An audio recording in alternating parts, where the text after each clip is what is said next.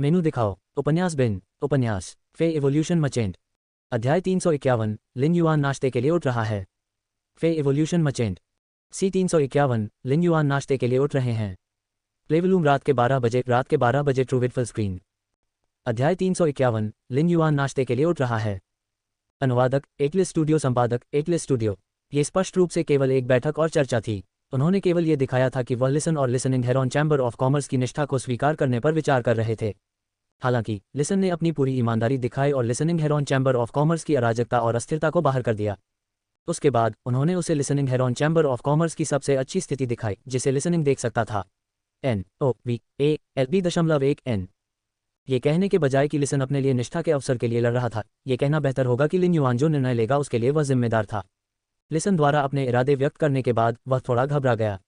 उसने फ़ोन के दूसरे छोर पर युवक की प्रसन्न और चुंबकीय आवाज़ सुनी। ठीक है। जब उसने ये शब्द सुना तो घबराए हुए श्रोता ने तुरंत मुस्कुराहट प्रकट की।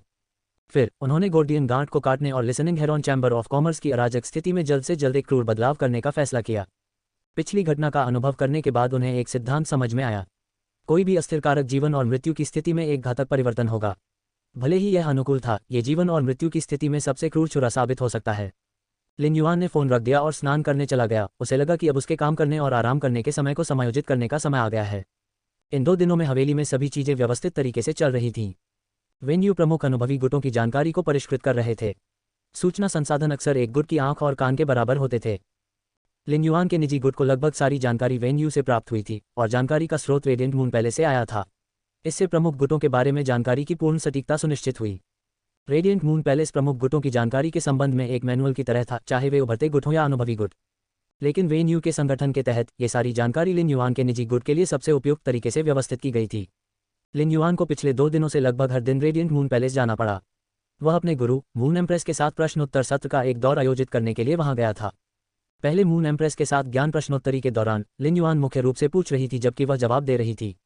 लेकिन इस दौरान लिन युआन ट्रेनिंग के लिए बाहर नहीं गए थे। उन्होंने अपना अधिकांश समय स्पिरिट लॉक स्थानिक क्षेत्र में फे को बढ़ाने के लिए बिताया था। इसलिए लिन युआन के पास वास्तव में मून महारानी से पूछने के लिए बहुत सारे प्रश्न नहीं थे। 2 दिनों का प्रश्नोत्तर सत्र मोटे तौर पर चंद्रमा महारानी के पूछने जैसा हो गया था, जबकि लिन युआन विचार कर रहे होंगे। जब चंद्रमा महारानी उत्तर देती, लिन युआन मानसिक रूप से उसका उत्तर नोट कर लेती। फिर चंद्रमा महारानी द्वारा पहले पूछे गए प्रश्नों के आधार पर वह उनके बारे में सोचेगा। लिन युआन ने फिर से पूछा और मून महारानी ने फिर से उत्तर दिया। इसे 3 बार दोहराया गया। लिन युआन मूलतः इन प्रश्नों को एक साथ जोड़ सकते हैं। पिछले 2 दिनों के दौरान जब भी लिन युआन चला गया, मिस्टिक मून थोड़ा भयभीत हो गया। ऐसा इसलिए था क्योंकि मिस्टिक मून को वास्तव में समझ नहीं आया कि मून महारानी इतनी खुश क्यों होंगी। चंद्रमा महारानी ने आखिरकार इन 2 दिनों के दौरान अपने शिष्य को पढ़ाने की भावना का अनुभव किया, जिससे उन्हें एक बड़ी उपलब्धि का एहसास हुआ। लिन युआन ने पहले मून महारानी से जो प्रश्न पूछे थे उनमें से अधिकांश वे समस्याएं थीं जिनका वह वर्तमान में इस स्तर पर सामना कर रहा था। चंद्र महारानी से पूछने और उत्तर पाने के बाद वह तुरंत समझ गया कि वह पहले क्या नहीं कर सकता था और प्रबुद्ध हो गया। हालांकि लिन युआन को केवल कुछ ही समस्याओं का सामना करना पड़ा था, इसलिए उनके प्रश्न भी अपेक्षाकृत एकतरफा थे। इन 2 दिनों के दौरान प्रश्नोत्तर सत्र में मून एम्प्रेस के पूछने पर मून एम्प्रेस ने लिन युआन को वे समस्याएं सिखाईं जिनका उन्हें ध्यान रखना था या ज्ञान था जो उन्हें वर्तमान चरण में सीखने और समझने की आवश्यकता थी। इससे लिन युआन को एक नई धारणा मिली थी। मून एम्प्रेस हमेशा से ही चरित्र के मामले में बहुत मजबूत व्यक्ति रही हैं। हालांकि जब उसने लिन युआन को अपने शिष्य के रूप में स्वीकार करने का फैसला किया था तो उसने फैसला कर लिया था। उनकी राय में एक शिष्य को स्वीकार करना शिष्य को नियंत्रित करना नहीं है और एक शिष्य को पढ़ाना शिष्य को नियंत्रित करना नहीं है। इस प्रकार जब मून महारानी को लिन युआन के विचारों और दृढ़ता के बारे में पता चला तो वह उसके पीछे चली गई। वह हमेशा लिन युआन के लिए वही काम करती रही थी जो एक मास्टर को अपने तरीके से करना चाहिए। यह एक गुरु का अपने शिष्य के प्रति सम्मान था। वास्तव में मिस्टिक मून और कोल्ड मून की राय में मून महारानी कभी भी ऐसी व्यक्ति नहीं थी जो अपनी भावनाओं को व्यक्त करने में अच्छी थी। लेकिन लगभग आधे साल में चंद्रमा महारानी ने एक शिष्य को स्वीकार करने, हड़बड़ी में उसका गुरु बनने का फैसला किया था और वह अपने शिष्य को अपने तरीके से विकसित होते हुए देखने में सक्षम थी। यह न केवल लिन युआन की बल्कि मून महारानी की भी प्रगति थी। मून महारानी की राय में उनका शिष्य भी एक विरासत में मिली मशाल थी। पिछले कुछ दिनों से जब लिन युआन इस बात पर विचार कर रहा था कि चंद्रमा की महारानी ने उसे क्या सिखाया था, वह हवेली लौटता था और लगभग 50 black telescope spirit siphon goldfish को हर आधे दिन में पतला ड्रैगन रक्त की एक बूंद खिलाता था। ये जानना होगा कि इस तरह के रक्त का ड्रैगन प्रजाति के फी के सार रक्त से बिल्कुल अलग प्रभाव होता है। निम्न श्रेणी के ड्रैगन प्रजाति के फी के लिए उसके शरीर का सारा रक्त सार रक्त की 5 बूंदों में संघनित नहीं हो सका। इस रक्तरेखा उत्तेजना के लिए एक प्रक्रिया की आवश्यकता थी और इसे प्रभावी होने में लगभग आधा महीना लगा। उसी समय स्पिरिट साइफन गोल्डफिश में शुद्ध स्पिरिट क्यूई की भारी मात्रा ने इन टेलीस्कोप स्पिरिट साइफन गोल्डफिश के ग्रेड और गुणवत्ता को बहुत तेजी से बढ़ा दिया। लिन युआन ने ग्रे और व्हाइट क्लाउड माउंटेन माइनों की भी व्यवस्था की थी, जिसे फी नहीं माना जा सकता था। ये सिर्फ एक मछली थी जो घास के तालाबों में पलती थी और उसकी रीढ़ नर्म होती थी, जिसके मांस में चीनी की मात्रा अधिक होती थी। इसका ग्रे के पोषण पर भी बहुत अच्छा प्रभाव पड़ा। ग्रस फी के रूप में सभी तरफ भूरे पंख होने के अलावा ग्रे को सभी त्वचा और हड्डियों के रूप में वर्णित किया जा सकता है। इसलिए अब इसे अपने क्षतिग्रस्त आनुवंशिक मॉडल की मरम्मत करने और इसके पोषण को फिर से भरने की आवश्यकता है। लिन युआन पिछले 2 दिनों में बहुत जल्दी सो गए, इसलिए सामान्य परिस्थितियों में वह सुबह लगभग 7:30 बजे नींद से जाग सकते थे। लेकिन आज सुबह सुबह लिन युआन अभी भी सो रहा था जब उसने दरवाजे पर दस्तक सुनी। इस खटखट की आवाज़ से उसकी नींद खुल गई और इससे पहले कि वह अपनी आंखें खोल पाता, उसने रगबीज की माँ की आवाज़ सुनी। लिन युआन, देर हो चुकी है, जल्दी से तैयार हो जाओ और नाश्ता करने के लिए नीचे आ जाओ। लिन युआन, जो अचानक जाग गया था, अभी भी थोड़ा भ्रमित था। उसने उत्तर दिया, समझ गया, मैं अभी तैयार हो जाऊंगा। 3-5 मिनट बाद उसने आंखें खोलीं। जब तक उसने अपनी आंखें खोलीं, उसका पूरा शरीर पूरी तरह से जाग चुका था। लिन युआन ने कुछ हद तक असहाय होकर अपने बालों को साफ किया, जिनका आकार दबाने के कारण बदल गया था। अपने सिर पर खड़े बालों को देखकर लिन युआन स्नान करने चला गया। स्नान करने और अपने बालों को अर्धशुष्क अवस्था में पहुंचने के बाद वह नीचे चला गया। खून खराबे की मां को आमतौर पर लोगों को खाने के लिए जगाने की आदत नहीं थी। अब उसने ऐसा कर दिया था, जिसका अर्थ है कि केवल एक ही संभावना थी। रिपोर्ट अध्याय टिप्पणियां, संपर्क करें, टॉस साइड मैप दान करें, मेनू दिखाओ, उपन्यास बिन, उपन्यास फे इवोल्यूशन मचेंट, अध्याय 352, कीट रानी का दोष, फे इवोल्यूशन मचेंट, C352, कीट रानी का दोष, प्लेवलूम रात के 12 बजे, रात के 12:44 ट्रूविड फुल स्क्रीन। अध्याय 352, कीट रानी का दोष। लियू जी वापस आ गए थे। अन्यथा मदर ऑफ ब्लडबाथ जैसा खाने का शौकीन कभी भी नाश्ते का इतना शौकीन नहीं होता। जैसा कि अपेक्षित था, जब लिन युआन नीचे आया तो उसने देखा कि लियू जी वह नाश्ता ले जा रही थी जो उसने अभी अभी रसोई में बनाया था। इससे पहले कि लिन युआन ये भी देख पाता कि नाश्ते में क्या है, केवल खुशबू से वह जानता था कि लियू जी ने शायद कुछ सूप पकौड़ी और केकड़ेरो पकौड़ी भी पकाई थी। लिन युआन ने मूल रूप से सोचा था कि वह पहले से ही काफ़ी तेज था, लेकिन उसे एहसास हुआ कि वह नीचे पहुंचने वाला आखिरी व्यक्ति था। हुक्वान पहले से ही खुशी से भोजन का इंतजार कर रहा था। हुक्वान की आध्यात्मिक स्थिति और मुख्य हॉल में पूरी तरह से जेड बनावट वाली लकड़ी की छीलन से लिन युआन ने अनुमान लगाया कि हुक्वान ने शायद फिर से काम करते हुए पूरी रात जला दी थी। वेन्यू पूरी तरह से जेड बनावट वाली लकड़ी की डाइनिंग टेबल पर सूप पकौड़ी और केकड़ेरो पकौड़ी की टोकरियां परोसने में लियू जी की मदद कर रही थी। इससे पहले कि वे परोसना समाप्त कर पाते, टोकरियां पहले से ही इतनी ऊंची रखी हुई थीं, हालांकि चाहे कितनी भी पकौड़ियां थीं, या शायद रगबीज और अंतहीन गर्मी की मां के लिए पर्याप्त नहीं थी। एंडलेस समर एक सुजवेंट मिथक फे था और इसमें बहुत सारे भोजन की आवश्यकता थी, लेकिन ये भोजन के प्रति विशेष रूप से भावुक नहीं था। फिलहाल एंडलेस समर एक छोटा सा दर्पण पकड़े हुए थी और अपने बालों के साथ खिलवाड़ कर रही थी। एक बार जब उसने लिन युआन को नीचे आते देखा तो वह दौड़कर आया और बोला, लिन युआन, आपने जिस स्टार वेब लाइव स्ट्रीम को देखने की सिफारिश की है वह वास्तव में शानदार है। यह मुझे पहली बार पता चला है कि रंग बालों को नया जीवन दे सकता है। लिन युआन ने भी एक सुंदर लेकिन हैरान करने वाली अभिव्यक्ति प्रकट की। क्या मैंने एंडलेस समर को ड्रेसिंग कॉम्बिनेशन देखने के लिए नहीं कहा था? इसका बालों से क्या लेना देना है? चूंकि एंडलेस समर बहुत खुश था, लिन युआन ने विषय का पालन किया और कहा, वास्तव में ऐसे समय होते हैं जब एक ही रंग उतना अच्छा नहीं हो सकता जितना सोचा गया हो। लिन युआन को कल याद आया जब एंडलेस समर ने हरे रंग का पूरा सूट पहना था जिससे किसी को घबराहट महसूस हुई थी, इसलिए वह ये टिप्पणी देने से खुद को रोक नहीं सका। एंडलेस समर ने उत्साह से सिर हिलाया और सहमति व्यक्त की। मुझे भी ऐसा लगता है। कम से कम 3 रंगों के बिना इसे फैशन नहीं कहा जाता। 5 से अधिक रंगों को स्वाद कहते हैं। लिन युआन ने एक और सुंदर हैरान करने वाली अभिव्यक्ति भी प्रकट की। उन्होंने अभी जो कहा वह एंडलेस समर को सूक्ष्मता से यह बताने के लिए था कि हरा अन्य रंगों के साथ पूरक होने की तुलना में कहीं अधिक बेहतर लगेगा। लेकिन अगर यह एक साधारण रंग होता तो इसके सिर्फ एक रंग होने में कोई समस्या नहीं होती। इसके अलावा एक ड्रेसिंग पर 2 से 3 रंग पर्याप्त से अधिक होने चाहिए। यदि 5 से अधिक रंग होते तो क्या ये क्रिसमस ट्री जैसा नहीं दिखता? ब्लडबाथ की मां ने देखा कि एंडलेस समर के पास अभी भी लिन युआन के साथ चर्चा करने के लिए चीजें हैं, इसलिए उसने एंडलेस समर से दर्पण उठाया और कहा, बड़ी बहन समर, चलो पहले खाना खाते हैं। खाने के बाद हम किसी भी बारे में बात कर सकते हैं। एंडलेस समर खाने की मेज पर बैठी और ब्लडबाथ की मां से कहा, छोटी बहन ब्लड, मैंने फैशन के एक रहस्य पर ध्यान दिया है। बाद में हम बाहर जाएंगे और मैं आपको एक डिज़ाइन बनाने में मदद करूंगा। मैं वादा करता हूं कि आपको ये पसंद आएगा। लिन युआन को लगा कि उन्होंने एंडलेस समर को केवल सादे कपड़े पहनने का एक तरीका दिया था, तो इतनी बड़ी प्रेरणा कैसे हो सकती है? उन्होंने वास्तव में फैशन को हेयर स्टाइल से कैसे जोड़ा? क्या यह एंडलेस समर का सहज फैशन स्वाद हो सकता है? ये सिर्फ ड्रेसिंग कॉम्बिनेशन पर एक लाइव स्ट्रीम था। यह एंडलेस समर को समर स्टाइलिश कैसे बनने दे सकता है? जागीर में सभी ने बहुत आरामदायक नाश्ता किया। ये स्वीकार करना होगा कि लियू जी का पाक कौशल वास्तव में शानदार था। लियू जी ने पकौड़ी के साथ सभी प्रकार की अलग अलग फिलिंग बनाई थी, जिससे ब्लडबाथ की मां को संतोषजनक भोजन मिल सका। जैसे ही वे भोजन समाप्त कर रहे थे और जब लिन युआन ने लियू जी से रेडियंस 100 सीक्वेंस रैंकिंग के बारे में पूछना चाहा, तो लियू जी ने बहुत ही गंभीर तरीके से लिन युआन से बात की। लिन युआन, यदि आपने मेरी कीट रानी को एक काल्पनिक नस्ल में उन्नत नहीं किया होता और मेरी कीट रानी की प्लेटिनम क्षमता को तूफान ओवलेट मोथ के आनुवंशिक मॉडल की अनुमति नहीं दी होती तो मैं शायद शीर्ष 70 में भी नहीं पहुंच पाता। The radiance 100 sequence. बोलते समय लियू जी की अभिव्यक्ति बहुत गंभीर थी। लियू जी ने मूल रूप से सोचा था कि वह रेडियंस 100 टेस्ट के दौरान इंसेक्ट क्वीन की प्लेटिनम क्षमता को आरक्षित कर सकते हैं और इसे अपने ट्रम्प कार्ड के रूप में रख सकते हैं। हालांकि जब लियू जी ने वर्तमान रेडियंस 100 सीक्वेंस #30 इनविजिबल ट्विन लैन बाओबाओ को चुनौती दी थी तो वह लगभग गड़बड़ हो गया था। लैन बाओबाओ का तुरुप का पत्ता, जिसे उन्होंने कभी उजागर नहीं किया था, लियू जी के साथ द्वंद्व के दौरान प्रकट हुआ था। लियू जी विफल हो गए होते यदि उन्होंने 7 तूफान ओवलेट पतंगों का उत्पादन करने के लिए कीट रानी की प्लेटिनम क्षमता का उपयोग करने का त्वरित निर्णय नहीं लिया होता, जिससे पतंगों को तूफान बनाने और द्वंद्व को नियंत्रित करने की अनुमति मिलती।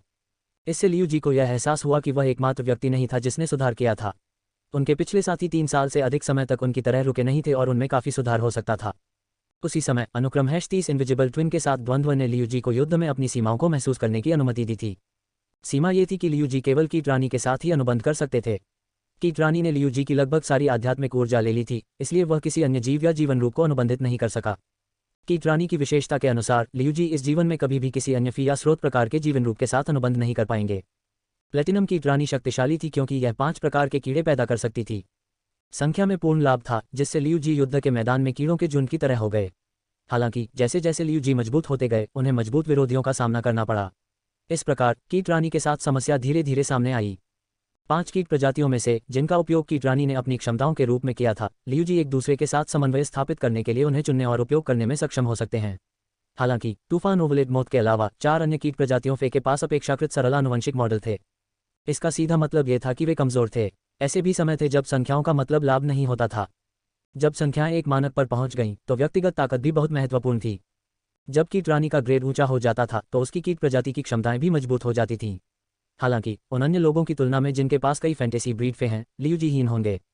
इसलिए रेडियंस 100 सीक्वेंस स्थिति के लिए इस द्वंद्व ने लियू जी को सीधे अपनी समस्या का सामना करने के अलावा कोई विकल्प नहीं दिया था। इसलिए लियू जी की भावनाएं अब तक काफी भारी थीं। यदि यह जारी रहा, भले ही कीट रानी डायमंड ग्रेड में विकसित हुई और एक सरल आनुवंशिक मॉडल के साथ एक और शक्तिशाली कीट प्रजाति को जोड़ा, तो ये लियू जी की युद्ध शक्ति को बढ़ा सकता है, लेकिन ये कभी भी लियू जी को ताकत में महत्वपूर्ण छलांग नहीं देगा। रिपोर्ट अध्याय टिप्पणियां। संपर्क करें, टॉस साइट मैप दान करें। मेनू दिखाओ। उपन्यास बिन। उपन्यास फे एवोल्यूशन मचेंट। अध्याय 353 स्टार वेब आकाशीय सीढ़ी 2v2। फे evolution merchant. C353 star web celestial सीढ़ी 2v2। प्लेवलूम रात के 12 बजे, रात के 12:44 ट्रूविड फुल स्क्रीन। अध्याय 353 स्टार वेब आकाशीय सीढ़ी 2v2। ऐसी स्थिति को स्पिरिट क्यूई पेशेवरों के बीच बाद के चरणों में अधिक शक्तिहीन होने के रूप में जाना जाता था। हालांकि लियू जी ऐसी समस्या का समाधान करने में सक्षम नहीं थे। जब लिन युआन ने देखा कि लियू जी की अभिव्यक्ति कुछ बदसूरत थी तो उन्होंने इसे दिल पर ले लिया। अब सभी लोग मेज पर थे। यदि वास्तव में कोई समस्या थी तो उसने लियू जी से पूछा तो यह अजीब लगेगा। लिन युआन ने सोचा कि वह लियू जी से पूछेगा कि नाश्ते के बाद उसे किन समस्याओं का सामना करना पड़ा। जब तक रक्तबीज की मां भोजन के दौरान आसपास थी, ये निश्चित रूप से सबसे अच्छा खाने वाला होगा। उबले हुए छोटे बंस और केकड़े रो सूप पकौड़ी में से कोई भी नहीं बचा था। खाने के बाद लियू जी ने मेज पर गंदगी साफ करना शुरू कर दिया। दूसरी ओर वेन्यू अपने कमरे में लौट आई और प्रमुख गुटों के बारे में जानकारी व्यवस्थित करना शुरू कर दिया। हुक्वान, जो पूरी रात जाग चुका था, अब नाश्ता कर रहा था। उसकी पलकें बंद हो रही थीं, इसलिए वह अपने कमरे में वापस जाकर दोपहर तक सोने के लिए तैयार था। अतीत में बाहर जाते समय मदर ऑफ ब्लडबाथ हमेशा अधिक सक्रिय रहती थी, लेकिन इस बार एंडले समर ने इसे उत्साह के साथ बाहर खींच लिया था। लिन युआन हॉल में पानी वाले गैंडे चमड़े के सोफे पर बैठा था। थरी ट्रेजर्स चाय पी रहा था जिसे वेन्यू ने सुबह बनाया था। हालांकि लिन युआन को थरी ट्रेजर्स टी का स्वाद वास्तव में पसंद नहीं आया, लेकिन जब सर्दियों के इस शुरुआती मौसम में एक कौर पीने के बाद पाइन नट्स का स्रावित तेल उसके पेट में पहुंचा तो उसे गर्मी के कुछ संकेत महसूस हुए। बुद्ध के हाथ के फूल का स्वाद अपेक्षाकृत फीका और थोड़ा कड़वा भी था। हालांकि कड़वाहट गायब होने से पहले जीभ की नोक से जीभ के पिछले हिस्से तक शुरू हुई। उसी समय एक अजीब मीठा स्वाद था। इसमें कायापलट का भाव था कि मेरे भीतर एक चमकीला मोती है जो लंबे समय से धूल के नीचे दबा हुआ है। आज धूल हट गई है और प्रकाश फैल रहा है, सभी पहाड़ों और नदियों में चमक रहा है। N012-1N। मुंह में बुद्ध के हाथ के फूल की कड़वाहट गले तक पहुंचने से पहले तीव्र मिठास में बदल गई। यदि किसी ने कड़वाहट के बाद इस मिठास का स्वाद चखा तो वे इसमें खुशी के स्पर्श को पहचान सकते हैं। ये हवेली एक बड़े परिवार की तरह थी। लियू जी ने खाना पकाने का काम शुरू कर दिया और खुशियों का स्वाद साझा कर रही थी, जबकि वेन्यू ने कपड़े धोने का काम किया। हालांकि चमकदार पंखों वाली तितलियां उड़ते समय हवेली की सारी धूल साफ कर सकती थीं और धूल का एक भी कण नहीं बचा था। अगर किसी पर कोई गंदगी थी तो वे कपड़ों को भी तब तक साफ कर सकती थी जब तक कि वे थोड़ी देर के लिए बगल में उड़ने पर नए जैसे चमकने न लगें। यहाँ तक कि अगर किसी के कपड़ों पर गंदगी के बड़े धब्बे लगे हों तो चमकदार पंखों वाली तितलियां इसे हटाने में मदद कर सकती हैं। इसलिए ये कहना उचित था कि हवेली में हर किसी को अपने कपड़े धोने या स्नान करने की जरूरत नहीं थी। हालांकि स्नान करना कभी भी केवल धूल धोना नहीं था, यह आराम करने का एक तरीका था, इसलिए हवेली के लोगों ने अभी भी नहाने की आदत बरकरार रखी। हालांकि चमकदार पंखों वाली तितलियां कपड़ों को बहुत साफ कर सकती थी, फिर भी वेन्यू आदतन अपने अंडरगारमेंट्स को छोड़कर सभी के कपड़े धोती थी। हवेली में सब कुछ ठीक ठाक था। थोड़ी ही देर में लियू जी ने नाश्ते के लिए इस्तेमाल होने वाले टेबलवेयर को साफ कर दिया। जब उसने लिन युआन को सोफे पर बैठे देखा तो वह उसके पास गया और उसके पास बैठ गया और बोला, लिन युआन, जब मैंने इस बार रेडियंस 100 सीक्वेंस में भाग लिया तो मैंने एक समाचार सुना। ये सुनकर लिन युआन ने पूछा, बिग ब्रदर लियू, क्या इस साल फिर से रेडियंस 100 सीक्वेंस टेस्ट में कोई बदलाव है? लियू जी थोड़ा आश्चर्यचकित हुए। उन्हें उम्मीद नहीं थी कि लिन युआन इसका इतना सटीक अनुमान लगाएगा। ऐसा कहा जाता है कि इस वर्ष के परीक्षण में भारी बदलाव होगा, लेकिन उन्होंने हमें विवरण के बारे में सूचित नहीं किया है। जब मैं रेडियंस 100 सीक्वेंस रैंकिंग में भाग ले रहा था तो मैंने सुना कि पिछले एक V1 द्वंद्व प्रारूप के अलावा वे सेलेस्टियल सीढ़ी पर 2 V2 द्वंद्व प्रारूप भी स्थापित करेंगे। ये सुनकर लिन युआन की आंखें चमक उठीं। उन्हें परीक्षा के बदलाव की कोई परवाह नहीं थी, क्योंकि उनके लिए चिंता की कोई बात नहीं थी।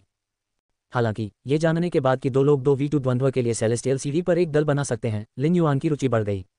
वह स्टार वेब पर हालिया एस टूर्नामेंट देख रहा था। हालांकि ये दिलचस्प नहीं था। ऐसा इसलिए था क्योंकि एस टूर्नामेंट अभी भी एलिमिनेशन चरण में था और मजबूत टीमों ने कमजोर टीमों को तुरंत हरा दिया। कमजोर टीमों के बीच द्वंद्व मोटे तौर पर सिल्वर फेस के साथ द्वंद्व थे। कभी कभी गोल्ड फीस के साथ कुछ द्वंद्व होते थे जो सभी रोमांचक माने जाते थे। इससे दर्शकों की संख्या में भी कमी आई थी। हालांकि जब लिन युआन टीमों के बीच 5 बनाम 5 द्वंद्वों को देखता था तो उसे अपने खून में जोश और उत्साह महसूस होता था। अधिकांश एक V1 द्वंद्वों ने व्यक्तियों के बीच की ताकत का प्रदर्शन किया, या ये कहना बेहतर होगा कि उनके साथियों का ग्रेड और गुणवत्ता तुलनीय ताकत के आधार पर बुद्धि का उपयोग जीत को प्रभावित करेगा। अंत में 1v1 द्वंद्व बुद्धिमत्ता के बजाय व्यक्तिगत ताकत के बारे में थे। बहरहाल, जब लिन युआन ने टीम प्रतियोगिता पर ध्यान केंद्रित किया तो उन्होंने पाया कि यह मुख्य रूप से टीम वर्क पर निर्भर था। हालांकि यह कहा गया था कि पूरी ताकत विरोधी टीम को कुचल सकती है, लेकिन कई बार अलग अलग अनुभवों वाली टीमों ने लड़ाई की। टीम वर्क और रणनीति सीधे लड़ाई की दिशा को प्रभावित कर सकती थी। इन एलिमिनेशन द्वंद्वों में लिन युआन ने गोल्ड फे के बिना कई कमजोर टीमों को 2 से अधिक गोल्ड फे वाली मजबूत टीमों को पलटने के लिए बुद्धिमत्ता का उपयोग करते देखा था।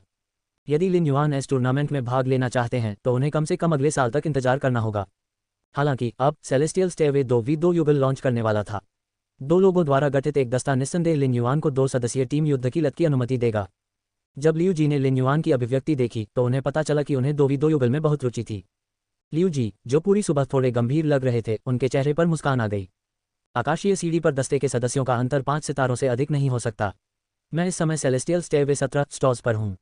ये सुनकर लिन युआन ने मुस्कुराते हुए उत्तर दिया, तब मैं बिग ब्रदर लियू के साथ टीम बनाने में सक्षम होऊंगा जब मैं सेलेस्टियल सीढ़ी 12 स्टॉर्स पर पहुंचूंगा।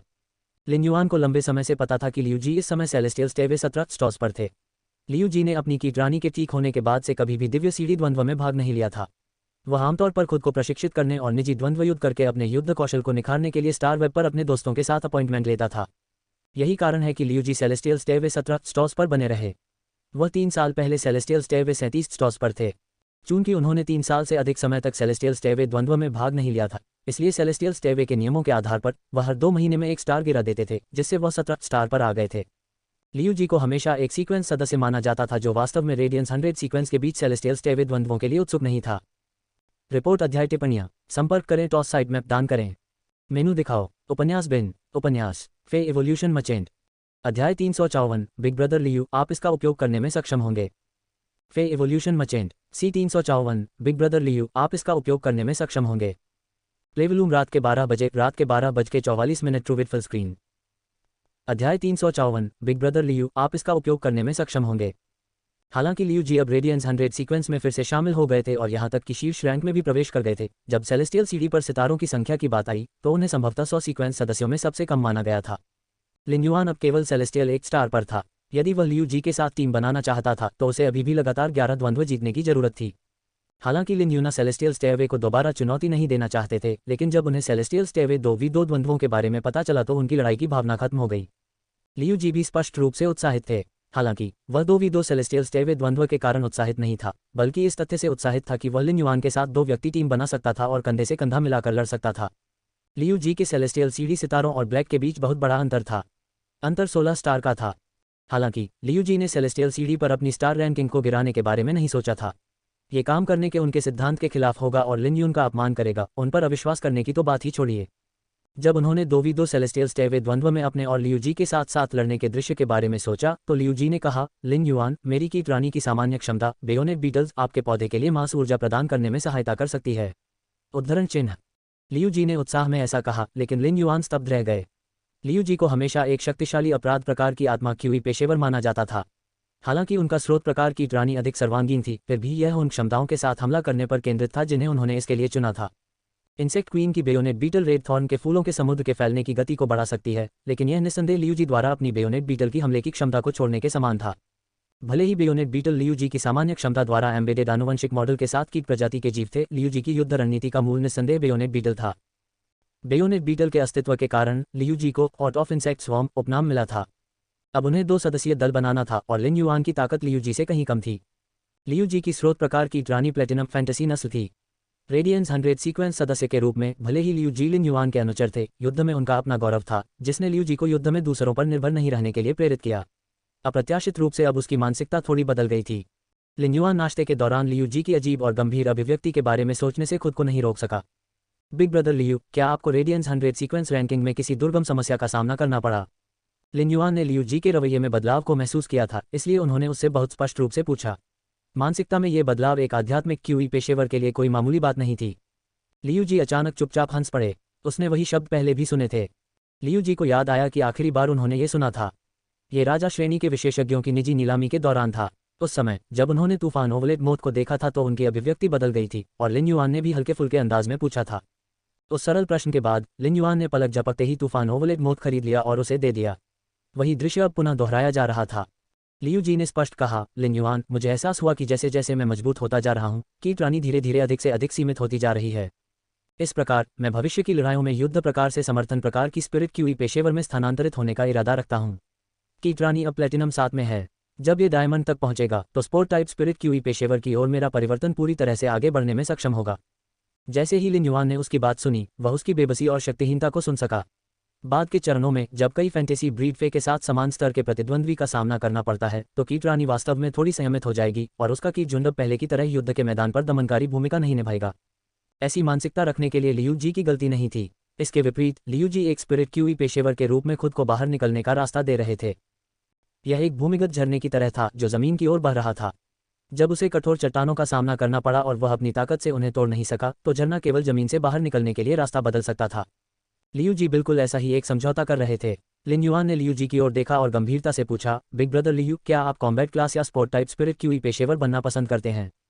लिन युआन के शब्दों के कारण लियू जी तुरंत चुप हो गईं। कीट रानी मूल रूप से एक स्रोत प्रकार का जीवन रूप था जो किसी भी दिशा में विकसित हो सकता था। भले ही लियू जी एक उपचार प्रकार की आत्मा क्यूई पेशेवर बनना चाहती थी, जो आत्मा क्यूई पेशेवरों में सबसे दुर्लभ है, कीट रानी को बस एक उपचार प्रकार कीट के आनुवंशिक मॉडल को लिखने की अपनी क्षमता का उपयोग करना था और लियू जी एक बन सकती थी। हालांकि उन्होंने ऐसा करना नहीं चुना था।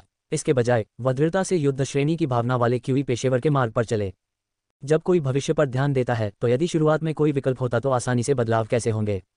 लिन युआन ने लियू जी की ओर देखा और अचानक उसके चेहरे पर एक उज्ज्वल मुस्कान आ गई, जिससे उसके सफेद दांत दिखाई देने लगे। इसके बाद उन्होंने डायमंड फे स्टोरेज बॉक्स से एवोल्यूशन के स्रोत प्रकार के कोकून को बाहर निकाला। कोकून ऑफ एवोल्यूशन एक बधाई उपहार था जिसे लिन युआन ने लियू जी की रेडियंस 100 सीक्वेंस में वापसी का जश्न मनाने के लिए तैयार किया था। हालांकि रेडियंस 100 सीक्वेंस में लियू जी की पदोन्नति के लिए बधाई उपहार होने के बजाय विकास का कोकून अधिक सार्थक था। यदि किसी चट्टान ने झरने को अवरुद्ध कर दिया है तो बाहर निकलने का एकमात्र रास्ता चारों ओर मुड़ना होगा। विकास के इस स्रोत प्रकार के कोकून ने इस झरने को आगे बढ़ने और पत्थरों को तोड़कर जमीन से बाहर निकलने की अनुमति दी। यदि विकास का कोकून लियू जी को अपना आत्मविश्वास वापस पाने और उस रास्ते पर चलने दे सकता है जिस पर वह हमेशा से चलना चाहता था, तो वह इसका सबसे अच्छा उपयोग करेगा। बड़े भाई लियू, मुझे ये संयोग से मिला, आप इसका उपयोग करने में सक्षम होंगे। जब लियू जी ने स्रोत प्रकार की वस्तु देखी तो उन्होंने एक कड़वी मुस्कान प्रकट की। स्रोत प्रकार की रानी को अनुबंधित करने के बाद लियू जी किसी अन्य स्रोत प्रकार की वस्तुओं या फे को अनुबंधित नहीं कर सका। उसे यह कैसे नहीं पता होगा? हालांकि लिन युआन ने उसे यह स्रोत प्रकार की वस्तु सौंपी, इसलिए लियू जी ने जल्दी से इसे ले लिया। जब उसने करीब से देखा तो उसकी आंखें लगभग बाहर आ गईं। उस क्षण एक हार्दिक प्रसन्नता उमड़ पड़ी जिससे उसका गला थोड़ा भर गया। सफेद माइसेलियम द्वारा निर्मित एवोल्यूशन का यह स्रोत प्रकार का कोकून ऐसा था मानो ये 5000 किलोग्राम भारी हो। लियू जी ने ऊपर देखा और पाया कि उनके बगल में बैठा युवक तेजी से मुस्कुरा रहा था।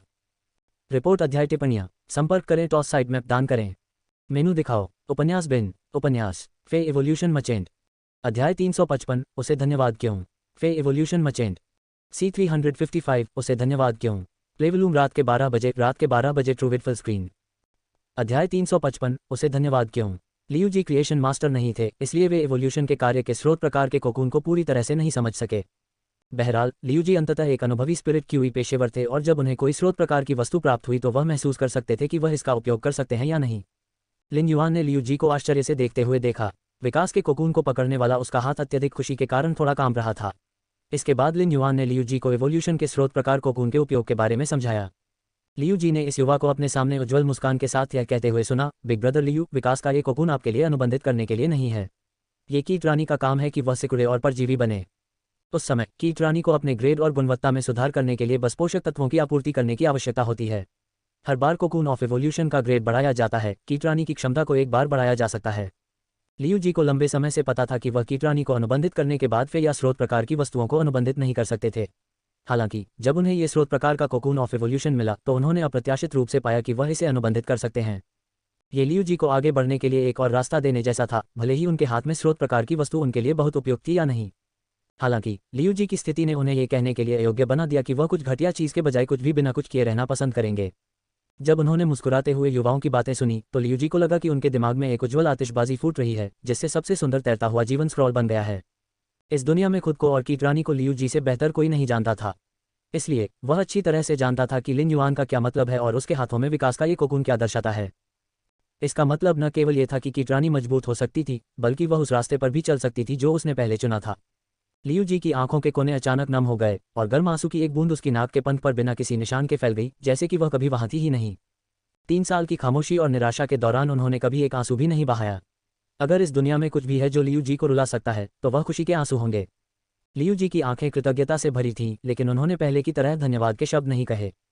जब वह बेहद संकट में था तब इस युवक ने रोशनी जलाई थी और कीट रानी और उसे बचाया था जब वे आसन खतरे में थे। जब वह संघर्ष कर रहा था तो इस युवा ने मशाल जलाई और उसे मौका दिया। वह एक ही गलती 2 बार नहीं करेगा। जब उसने पहली बार खुद को नकारा था और उस रास्ते पर चलने का रास्ता खोजने की कोशिश की थी जिसे उसने त्याग दिया था, तो इस युवा ने सूरज को उग दिया था और उस रास्ते को रोशन कर दिया था जिसे वह पार नहीं कर सका था, ताकि वह दृढ़ता से अपनी पसंद का पालन कर सके और आगे बढ़ सके। पर उसे 2 बार नया जीवन देने की कृपा के लिए किसी भी प्रकार की कृतज्ञता पाखंडी प्रतीत होगी। इस प्रकार लियू जी ने धन्यवाद का कोई शब्द नहीं कहा। यह विश्वास था और उसने इसका बदला अपने जीवन से चुकाने का इरादा किया था। उसे धन्यवाद क्यों देना पड़ा? लियू जी की राय में चाहे वह भविष्य में कितना भी मजबूत क्यों न हो जाए, उसे अपने सामने इस युवा की रक्षा ही करनी थी। लिन युआन मुस्कुरा रही थी और लियू जी भी मुस्कुरा रही थी। हालांकि लिन युआन मुस्कुरा रहा था क्योंकि विकास के इस स्रोत प्रकार के कोकून ने लियू जी को अपना दिल खोलने और आगे बढ़ने के रास्ते पर दृढ़ रहने में मदद की थी। दूसरी ओर लियू जी मुस्कुरा रहे थे क्योंकि इसमें उनकी मौन कृतज्ञता और विश्वास था। N-0 वेलबन। कुछ देर लियू जी के साथ बैठने के बाद लिन युआन ने दिव्य सीढ़ी की ओर बढ़ने और अपने विरोधियों से जूझने की योजना बनाई। लियू जी ने जिस सेलेस्टियल स्टेयरवे 2v2 द्वंद्व प्रारूप का उल्लेख किया था, उसकी घोषणा इस महीने के भीतर की जाएगी। लिन युआन अभी भी एक दिव्य एक सितारा था। यदि वह इस 2 सदस्यीय टीम प्रतियोगिता के लिए लियू जी के साथ 2 सदस्यीय टीम बनाना चाहता था तो उसे कम से कम इस महीने के भीतर सेलेस्टियल 12 स्टार तक पहुंचना होगा। लिन युआन को यकीन नहीं हो रहा था कि वह दिव्य सीढ़ी पर सभी को हरा सकता है, क्योंकि उनमें से कई विशेषज्ञ थे। यदि उसका सामना किसी ऐसे व्यक्ति से होता जो आकाशीय सीढ़ी पर एक निश्चित तारे पर अटका हुआ था और प्रभाव के लिए लाइव स्ट्रीमिंग कर रहा था, भले ही लिन युआन के पास अब ट्रम्प कार्ड के रूप में gold I fantasy I source sand था, तो उसने ये सुनिश्चित करने की हिम्मत नहीं की। वह हर किसी को हरा सकता था। बहुत संभव है कि किसी बिंदु पर उसकी हालत खराब हो जाए, लेकिन ऐसा होने की संभावना बहुत कम थी। लिन युआन को केवल 11 द्वंद्वों की हार की तुलना में अधिक जीत हासिल करनी थी। इस बार उन्होंने ब्लैक के रूप में स्टार वेब पर लॉग इन किया और द्वंद्व के लिए सीधे सेलेस्टियल सीढ़ी पर जाने के लिए तैयार थे। हालांकि उन्हें नहीं पता था कि क्रिएशन मास्टर के रूप में अपनी पहचान के साथ उन्होंने जिस स्टार वेब निजी क्षेत्र की स्थापना की थी, वह उन गुटों के लिए हंसी का पात्र बन गया था जिन्होंने कल रात अपने निजी स्टार वेब क्षेत्र भी स्थापित किए थे। वास्तव में जिन अनुभवी गुटों ने पहले ही अपने स्टार वेब क्षेत्र स्थापित कर लिए थे, वे ठीक थे। अनुभवी गुटों की बुनियाद गहरी थी और उनमें से अधिकांश उभरते गुटों को, जिनकी बुनियाद बहुत कम थी, तुच्छ समझते थे। कुछ आधार वाले उभरते गुटों में से अधिकांश ने बिना आधार के उभरते गुटों का तिरस्कार किया। श्रेष्ठता की भावना के तहत प्रस्तुत तिरस्कार की श्रृंखला ने बिना आधार के उभरते गुटों को सबसे निचले पायदान पर ला खड़ा किया। हालांकि उन्हें अचानक एक ऐसा गुट मिल गया जिसने हाल ही में एक स्टार वेब क्षेत्र स्थापित किया था। बिना आधार के ये उभरते हुए गुट एक यात्रा पर जाने की सोच रहे थे। भले ही नए स्टार वेब गुट मजबूत थे या उनकी गहरी नींव थी, उभरते गुटों के उनसे मिलने में कोई बुराई नहीं थी। यदि यह नया स्टार वेब गुट मजबूत होता तो वे सोचते कि इससे एक अच्छा प्रभाव पड़ेगा। यदि नहीं तो वे हमेशा एक दूसरे के साथ मिलकर काम कर सकते हैं। लिन युआन ने निजी गुट तक बाहरी पहुंच को अवरुद्ध नहीं किया। जब आधारहीन इन उभरते गुटों ने देखा कि उद्घाटन के समय लिन युआन के गुट का बाहरी स्वरूप अपरिवर्तित रहा, तो ऐसा लगा मानो उन्होंने एक नए महाद्वीप की खोज कर ली हो और अंततः उन्हें अपनी अवमानना का लक्ष्य मिल गया हो। निजी स्टार वेब गुट क्षेत्रों का निर्माण अन्य गुटों के साथ अपनी नींव दिखाने के लिए एक प्रकार की कूटनीति थी। लिन युआन के नवस्थापित निजी गुट क्षेत्र को इन उभरते गुटों द्वारा श्रेष्ठता के प्रदर्शन के रूप में चर्चा का विषय माना गया था। हालांकि उन उभरते गुटों ने लिन युआन के निजी गुट को गंभीरता से नहीं लिया। आखिरकार यदि ये उभरते हुए गुट कुछ आधारों के साथ श्रेष्ठता की भावना खोजना चाहते हैं तो वे ऐसा उन आधारहीन उभरते गुटों से कर सकते हैं। यह ऐसा था जैसे कोई व्यक्ति किसी ऐसे व्यक्ति से श्रेष्ठता पा सकता है जो थोड़ा खराब था, लेकिन जो व्यक्ति बहुत अधिक श्रेष्ठ होता उसके साथ श्रेष्ठता की यह भावना बहुत फीकी होती। आखिरकार अंतर बहुत बड़ा था। रिपोर्ट अध्याय टिप्पणियाँ संपर्क करें टॉस साइट मैप दान करें मेनू दिखाओ उपन्यास बिन उपन्यास फे एवोल्यूशन मचेंट अध्याय 356 लिन युआन का निजी गुट कंट्री बम्पकिन के बराबर है। फे एवोल्यूशन मचेंट C356 लिन युआन का निजी गुट कंट्री बम्पकिन के बराबर है। प्लेवलूम रात के 12:44 ट्रू विथ फुल स्क्रीन। अध्याय 356 लिन युआन का निजी गुट कंट्री बम्पकिन के बराबर है। श्रेष्ठता की ऐसी भावना तब भी मौजूद थी जब एक दूसरे के बीच अंतर बहुत बड़ा नहीं था। यदि अंतर बहुत अधिक होता तो श्रेष्ठता की यह भावना दूरी की भावना में बदल जाती। जो गुट एक ही स्तर पर नहीं थे वे अपनी ऊर्जा और अपने पास मौजूद संसाधनों के मामले में एक दूसरे से बहुत अलग थे। यही कारण है कि बिना आधार के उभरते हुए गुट अनुभवी गुटों की मान्यता हासिल नहीं कर पाए। दिग्गज गुट उनका तिरस्कार करने की जहमत भी नहीं उठा सके। ये कहा जा सकता है कि लिन युआन ने अपना निजी स्टार वेब गुट क्षेत्र स्थापित करने के बाद कुछ नहीं किया है। चूंकि उन्होंने निजी क्षेत्र स्थापित करने के बाद दूसरे अधिकार का प्रयोग नहीं किया था, इसलिए उनका गुट उन आधारहीन उभरते गुटों की नज़र में एक देश का मूर्ख बन गया था। हालांकि इससे उनके निजी गुट को भी बहुत अधिक ध्यान आकर्षित करने का मौका मिला जो अवमानना और जिज्ञासा से भरा था। आधारहीन इन उभरते हुए गुटों को इस बात की जानकारी नहीं थी कि घाटी के कांस्य लीजेंड ओथ लिली का एक बर्तन, जिसके बारे में वे सोचने की हिम्मत भी नहीं कर सकते थे, देश के बम्पकिन में रखा गया था जिसमें वे प्रवेश नहीं कर सकते थे। लिन युआन इस बात से अनभिज्ञ थे कि उनके स्टार वेब गुट के क्षेत्र को कंट्री बम्पकिन के रूप में लेबल किया गया था। अगर उसे इसके बारे में पता भी होता तो भी उसे खुशी ही होती। जब उन्होंने ब्लैक के रूप में स्टार वेब पर लॉग इन किया तो उन्होंने तियान निंगनिंग का एक संदेश देखा। तियान निंगनिंग, ब्लैक, मैंने सुना है कि सेलेस्टियल स्टेवे एक नए प्रकार का सेलेस्टियल एक स्टार द्वंद्व प्रारूप जोड़ने जा रहा है, लेकिन मुझे यकीन नहीं है कि यह किस प्रकार का है। जब लिन युआन ने तियान निंगनिंग का संदेश देखा तो वह अपनी भौहें ऊपर किए बिना नहीं रह सका। लियू जी ने अभी जो कहा था उसके आधार पर सेलेस्टियल सीडी पर नया 2v2 द्वंद्व रेडियंस सेक्रेड हॉल में प्रसारित समाचार का एक हिस्सा था। हालांकि यह कोई गोपनीय समाचार नहीं था। लियू जी को इसके बारे में पता चलने के कुछ ही घंटे बीते थे। तियान निंगनिंग ने पहले ही खबर सुन ली थी, भले ही यह पर्याप्त व्यापक नहीं थी। हालांकि स्टार वेब के विशेष स्तंभकार के रूप में तियान निंगनिंग की पहचान ने उन्हें कुछ नवीनतम समाचार बहुत आसानी से प्राप्त करने की अनुमति दी। अब समय के अनुसार तियान निंगनिंग ने समाचार सुनने के तुरंत बाद उसे बताया होगा। इससे लिन युआन आहें भरने लगा। स्टार वेब पर एक विशेष रिपोर्टर का होना वास्तव में बहुत सुविधाजनक बात थी। जब से तियान निंगनिंग लिन युआन के विशेष रिपोर्टर बने थे, उन्हें केवल एक ही काम करना था कि स्टार वेब पर सब कुछ तियान निंगनिंग पर छोड़ देना था। उनका द्वंद्व युद्ध वीडियो स्टार वेब की वीडियो लाइब्रेरी में रिकॉर्ड किया गया था जब वह आकाशीय सीढ़ी पर चढ़े थे। तियान निंगनिंग ने द्वंद्व वीडियो की आय से संबंधित विभिन्न मामलों को संभालने में लिन युआन की मदद की थी, जिससे उन्हें बहुत परेशानी से बचाया गया था। लिन युआन ने तियान निंगनिंग को उत्तर दिया, ब्लैक, मुझे पता है, मैं एक दिव्य सीढ़ी द्वंद्व युद्ध करने जा रहा हूँ। क्या आप इसे प्रथम व्यक्ति के दृष्टिकोण से देखना चाहते हैं? जब तियान निंगनिंग ने लिन युआन का उत्तर देखा तो वह थोड़ा भ्रमित हो गई और उसने अपने सिर के पीछे बंधी अपनी पोनीटेल को हिलाया। तियान निंगनिंग को नहीं पता था कि ब्लैक का मुझे पता है वास्तव में उसने जो कहा था उसका संदर्भ दे रहा था या सेलेस्टियल स्टेवे के द्वंद्व प्रारूप की खबर के बारे में था। तियान निंगनिंग के अलावा स्टार वेब पर बहुत से लोग ब्लैक की पहचान के बारे में अटकलें लगा रहे थे। यदि ब्लैक सिर्फ एक साधारण स्पिरिट क्यूई पेशेवर था तो वह इतने सारे उच्च गुणवत्ता वाले फे से कैसे सुसज्जित हो सकता था? अपने फे के बीच एक स्रोत प्रकार की वस्तु का अनुबंध करने की तो बात ही छोड़ दें। उच्च गुणवत्ता वाले स्रोत प्रकार के आइटम और उच्च गुणवत्ता वाले फे भिन्न थे। कोई तैयार उच्च गुणवत्ता वाला फे खरीद सकता है और उसे अनुबंधित कर सकता है, लेकिन उच्च गुणवत्ता वाले स्रोत प्रकार के जीवन रूप कक्षा 4 क्रिएशन मास्टर्स की क्षमता से संबंधित थे। ब्लैक की पहचान स्टार वेब पर कई लड़कियों के पति के रूप में बन गई थी। हालांकि ब्लैक ने हमेशा जीनियस का टूल ट्रांसफॉर्मेशन मास्क पहना हुआ था, उसके शांत होने की गलत समझी गई आभा ने कई प्रशंसकों का ध्यान आकर्षित किया था जो दृश्यों के पीछे चले गए थे। चूंकि ब्लैक की पहचान एक युवा के रूप में की गई थी, उनके प्रशंसक ज्यादातर मां के प्रशंसक थे, जिनमें वे पुरुष मां प्रशंसक भी शामिल थे जिन्होंने लिन युआन का पागलपन से समर्थन किया था। तियान निंगनिंग हैरान थी, लेकिन वह लिन युआन से ऐसा व्यक्तिगत सवाल नहीं पूछेगी। ऐसा इसलिए था क्योंकि वह जानती थी कि क्या कहना है और क्या नहीं। ब्लैक के एक्सक्लूसिव रिपोर्टर के रूप में तियान निंगनिंग हमेशा अपना काम अच्छे से कर रही थी और ब्लैक की छवि और रुचियों को बनाए रखने की पूरी कोशिश कर रही थी। लिन युआन के अनुरोध के आधार पर उसने ब्लैक के बारे में सारी खबरें सच्चाई से बताईं। हालांकि जब उसने देखा कि ब्लैक में एक दिव्य सीढ़ी द्वंद्व होने वाला था और उसने उससे पूछा कि क्या वह इसे पहले व्यक्ति के नजरिए से देखना चाहती है, तो वह तुरंत खुश हो गई और उसने बिना किसी हिचकिचाहट के उसे जवाब दिया। हाँ, मैं चाहता हूँ, मेरी सचमुच इच्छा है। तियान निंगनिंग के जवाब ने लिन युआन को हैरान कर दिया। प्रथम व्यक्ति परिप्रेक्ष्य के लिए केवल एक ही स्थान है, मैं तुम्हें 3 स्थान नहीं दे सकता। लिन युआन ने सेलेस्टियल सीढ़ी पर एक प्रतिद्वंद्वी के साथ मैच करना शुरू किया और तियान निंगनिंग के साथ प्रथम व्यक्ति परिप्रेक्ष्य साझा किया। अगर कहीं ब्लैक स्टार वेब पर सबसे लोकप्रिय था तो वह निस्संदेह ब्लैक का आधिकारिक फैन क्लब और आधिकारिक मंच होगा। लेकिन स्टार वेब पर उनका तीसरा सबसे लोकप्रिय क्षेत्र निश्चित रूप से सेलेस्टियल स्टेवे का उपलब्धि मंच रहा। 20 दिन पहले जब स्टार वेब के अधिकारियों ने सेलेस्टियल सीढ़ी के उपलब्धि मंच पर ब्लैक की आभासी छवि स्थापित की थी तो इसने सेलेस्टियल सीढ़ी को बंद कर दिया था। सेलेस्टियल स्टेवे हॉल एक ऐसा स्थान था जहां केवल सेलेस्टियल स्टेवे 50 सितारे और उससे ऊपर के विशेषज्ञ ही प्रवेश कर सकते थे। यहां तक कि उन सभी विशेषज्ञों की नज़रें ब्लैक पर टिकी थीं।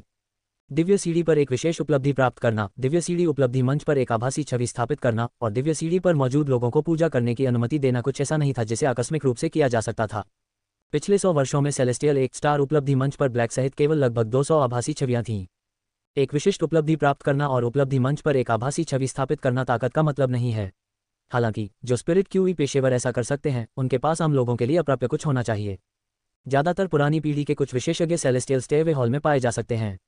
इन विशेषज्ञों ने स्टार वेब पर होने वाली गपशप पर शायद ही कभी ध्यान दिया हो और वे मंचों पर नहीं जाते थे या प्रशंसक क्लबों में शामिल नहीं होते थे।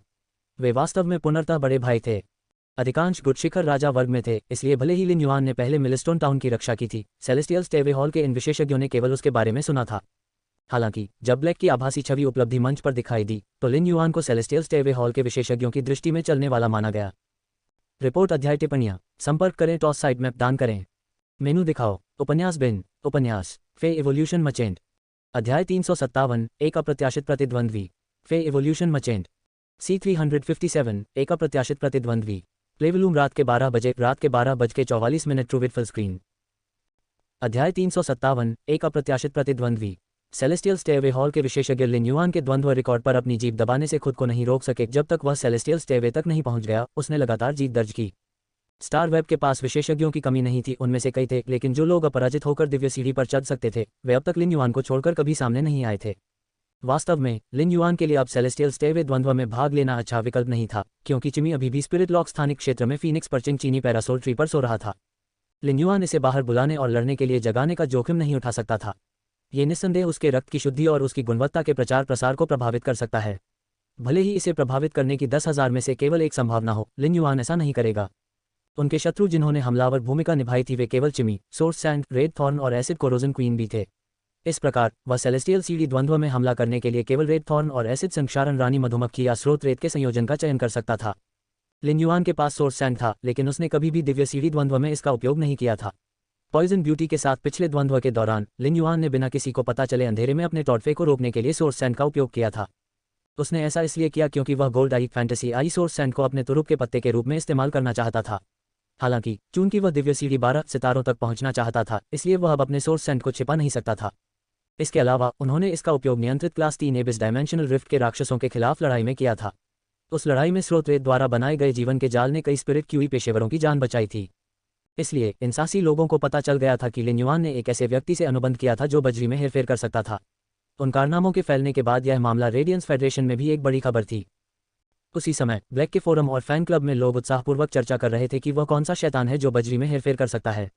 लेकिन बहस अंतहीन थी और वे किसी नतीजे पर नहीं पहुंच सके। कक्षा 3 के रसातल आयामी दरार से बाहर आने वाले साहसी लोगों ने जो कहा था उसके आधार पर ये फीजो बजरी को नियंत्रित कर सकती थी, संभवतः एक स्रोत प्रकार की वस्तु थी जो रक्षात्मक या सहायक भूमिका निभा सकती थी। ऐसा इसलिए था क्योंकि इन साहसी लोगों को ये ठीक से नहीं दिख रहा था कि किस प्रकार का जीव बजरी में हेरफेर कर रहा है। इसके बजाय ये स्रोत प्रकार के जीवन रूपों के बीच एक दुर्लभ मौलिक स्रोत प्रकार की वस्तु की तरह था। हालांकि उनकी राय अलग अलग थी और कोई निश्चित उत्तर नहीं था। लिन युआन की राय में, जिसे ट्रम्प कार्ड कहा जा सकता है, वह बाहरी लोगों के लिए पूरी तरह से अज्ञात होना चाहिए। केवल इस तरह से जब उसने तुरुप का पत्ता निकाला तो अन्य लोग संबंधित सावधानी नहीं बरत सके। चूंकि अन्य लोग उसके सोर्स सैंड के बारे में मोटे तौर पर जानते थे, लिन युआन को लगा कि इसे उजागर करने में कोई बुराई नहीं है। इसके विपरीत लिन युआन ने महसूस किया कि अब सिल्वा आई फैंटेसी आई रेड थॉर्न को अपने तुरुप के पत्ते के रूप में चुनना अधिक उपयुक्त होगा। हालांकि यह केवल सिल्वा आई फैंटेसी आई में था, इसकी असली ताकत कई जीवन रूपों का सामना करते समय जंगली में थी। तभी रेड थॉर्न अपनी पूरी शक्ति प्रदर्शित कर सका, जो कि बस एक डिम्टेरियलाइजा के समान था। कमजोर लोग ही फूलों के समुद्र में उर्वरक बनने और कुतरने वाली लताओं द्वारा बेरहमी से खाए जाने के पात्र हैं। आयोजन स्थल की सीमाओं के कारण रेड थॉर्न सेलेस्टियल सीढ़ी द्वंद्व में अपनी पूरी ताकत प्रदर्शित करने में सक्षम नहीं था। केवल एक सीमित प्रभाव था और यह नियंत्रण प्रभाव भी स्रोत रेत के साथ ओवरलैप हुआ। यदि वे समान स्तर पर होते तो रेड थॉर्न के फूलों के समुद्र का नियंत्रण प्रभाव सोर्स सैंड की तुलना में अधिक होता। वर्तमान में सोर्स सैंड रेड थॉर्न से एक ग्रेड अधिक था, इसलिए इसका नियंत्रण प्रभाव अधिक मजबूत था। इसलिए लिन युआन ने अपने फैंटेसी ब्रीड रेड थॉर्न को अपने छिपे हुए तुरुप के पत्ते के रूप में रखने का इरादा किया था, जिसने एक क्रांतिकारी बदलाव का अनुभव किया था। वह स्रोत रेत का खुलासा करेंगे जिसके बारे में अनुमान लगाया गया था लेकिन अभी तक निर्णायक नहीं हुआ था। यदि वह इसका खुलासा नहीं करता तो लिन युआन अनिश्चित था कि क्या वह दिव्य सीढ़ी 12 सितारे तक पहुंच सकता है। सेलेस्टियल स्टेयरवे द्वंद्व के दौरान लिन युआन ने सोर्स सैंड का उपयोग करके 3 द्वंद्ववादियों को आसानी से हरा दिया और उन्हें सेलेस्टियल 1 स्टार से सेलेस्टियल 4 स्टार में पदोन्नत किया गया। उनकी प्रत्येक लड़ाई इतनी तेज थी कि तियान निंगनिंग को लड़ाई खत्म होने से पहले यह भी स्पष्ट रूप से देखने को नहीं मिला कि क्या हो रहा था। वह केवल लिन युआन के कफलिंग से एक एम्बर वस्तु को जमीन पर गिरते हुए देखेगी। फिर बस 1 मिनट के भीतर विरोधियों और उनके बुलाए गए विरोधियों के पैरों के नीचे रेत का एक भंवर दिखाई देगा। तियान निंगनिंग अत्यधिक उत्साहित था। वह पहले से ही सोच रही थी कि उसे अगला युद्ध रिकॉर्ड कैसे लिखना चाहिए। उसने पहले ही निर्धारित कर लिया था कि ब्लैक बजरी पर नियंत्रण क्यों कर सकता है। ऐसा इसलिए था क्योंकि उन्होंने एक मौलिक स्रोत प्रकार के जीवन रूप का अनुबंध किया था। हालांकि उन्होंने इसे स्टार वेब द्वंद्वों पर कभी प्रकट नहीं किया था, अब ऐसा लगता है कि यह स्रोत प्रकार का जीवन रूप निस्संदेह सबसे मजबूत कार्ड था जिसे ब्लैक ने अब तक प्रकट किया था। उस लड़ाई के कुछ ही मिनटों के भीतर तियान निंगिंग को पता चला कि क्विकसेंट, जिसे मुक्त करना मुश्किल नहीं लगता था, स्पिरिट क्यूई पेशेवर और फी के पैर फंस जाने के बाद सबसे क्रूर जगह होगी। उनकी दयनीय चीखें और विलाप ऐसे लग रहे थे जैसे उन्होंने अमानवीय दर्द का अनुभव किया हो। फिर भी हाहाकार केवल एक पल के लिए ही रहेगा और लिन युआन सीधे सेलेस्टियल सीढ़ी द्वंद्व जीत जाएगा। इससे तियान निंगनिंग, एक जानकार स्टार वेब रिपोर्टर, इस मौलिक जीवन रूप को स्पष्ट रूप से देखने में असफल हो गया जिसे लिन युआन ने हेरफेर किया था और कैसे उसने विरोधी आत्मा क्यूई पेशेवरों और फेस के जीवन को छीन लिया था। फिर भी तियान निंगनिंग समझ सकता था कि यह एक ही बार में की गई हत्या थी, अन्यथा लिन युआन उस क्षण नहीं जीत पाता जब दयनीय चीखें गायब हो गईं। चूंकि लिन युआन आकाशीय सीढ़ी पर एक ऊंचे तारे तक पहुंचना चाहता था, इसलिए वह संघर्ष करते समय पीछे नहीं हटा। जब तक सोर्स सैंड के क्विकसेंट भंवर ने स्पिरिट क्यूई पेशेवर और फी को नियंत्रित किया, फेरोमैग्नीट चेन ब्लेड तुरंत रेत के समुद्र से निकलेंगे और विरोधियों के पैरों को जंजीरों से बांध देंगे। जब स्पिरिट क्यूई प्रोफेशनल और फे पीली रेत में डूब गए तो भीतर छिपा हुआ फेरोमैग्नीट चेन ब्लेड जंजीरों से उलझे पैरों को रोकने और निचोड़ने में संकोच नहीं करेगा। उसी समय source Sands gravel spirit acceptance की दिल को भेदने वाली आयन लाइन, जो प्लेटिनम 3 फ्लॉलेस फी के बराबर थी, रेत के समुद्र में एक अदृश्य दानव के समान थी, जो अदृश्य रूप से स्पिरिट क्यूई पेशेवरों और फी के जीवन की कटाई कर रही थी। 3 दिव्य सीढ़ी द्वंद्वों के बाद लिन युआन को बिल्कुल भी थकान महसूस नहीं हुई। ये कहना होगा कि भले ही वह अब सेलेस्टियल 4 स्टॉर्स तक पहुंच गया हो, लेकिन जिस स्पिरिट क्यूई पेशेवरों के साथ उसका मिलान हुआ था, उसने प्लेटिनम फे को भी नहीं बुलाया था। लिन युआन का अब तक का सबसे मजबूत फे केवल गोल्ड 7 फ्लॉलेस था। उनका gold I fantasy I source sand platinum फी की ताकत तक पहुंच गया था, इसलिए उनकी वर्तमान लड़ाई एक कुचले हुए द्वंद्व के समान थी। इस द्वंद्व को जीतने के बाद वह सेलेस्टियल 5 स्टॉर्स तक पहुंच गए। जैसे ही लिन युआन अगले द्वंद्व में भाग लेने के लिए तैयार हुआ, जिस व्यक्ति से उसका मुकाबला हुआ उसने आश्चर्य से अपनी भौहें ऊपर उठा लीं। रिपोर्ट अध्याय टिप्पणियां संपर्क करें, टॉस साइड मैप दान करें, मेनू दिखाओ, उपन्यास बिन, उपन्यास फे एवोल्यूशन मचेंट, अध्याय 358 यहांटी, फे एवोल्यूशन मचेंट, C358 यहांटी। प्लेवलूम रात के 12 बज के 44 ट्रूविट फुल स्क्रीन। अध्याय 358 यहांटी। लिन युआन को उम्मीद नहीं थी कि जब उसका मुकाबला सेलेस्टियल 5 स्टार विरोधियों के साथ हो रहा था, तो जिस व्यक्ति के साथ उसका मुकाबला हो रहा था वह कोई ऐसा व्यक्ति होगा जिसे वह जानता था। वह पॉइजन ब्यूटी थी, जिससे उसकी मुलाकात पहले सेलेस्टियल स्टेयरवे प्रमोशन द्वंद्व के दौरान हुई थी। हालांकि सेलेस्टियल स्टेयरवे पर अधिकांश स्पिरिट क्यूई पेशेवर अब गिल्ड क्लबों में शामिल हो गए थे और मुख्य टीमों या रिजर्व टीमों के सदस्य बन गए थे, अब यह इस टूर्नामेंट की शुरुआत थी। गिल्ड क्लबों में शामिल होने वाले ये दिव्य सीढ़ी विशेषज्ञ आमतौर पर प्रतियोगिता और समूह प्रशिक्षण में अपनी ऊर्जा लगाते थे। सेलेस्टियल स्टेयरवे पर निश्चित रूप से कई लोग थे जो अभी तक गिल्ड क्लब में शामिल नहीं हुए थे और लिन युआन को आश्चर्यजनक रूप से पॉइजन ब्यूटी के साथ मिला दिया गया था।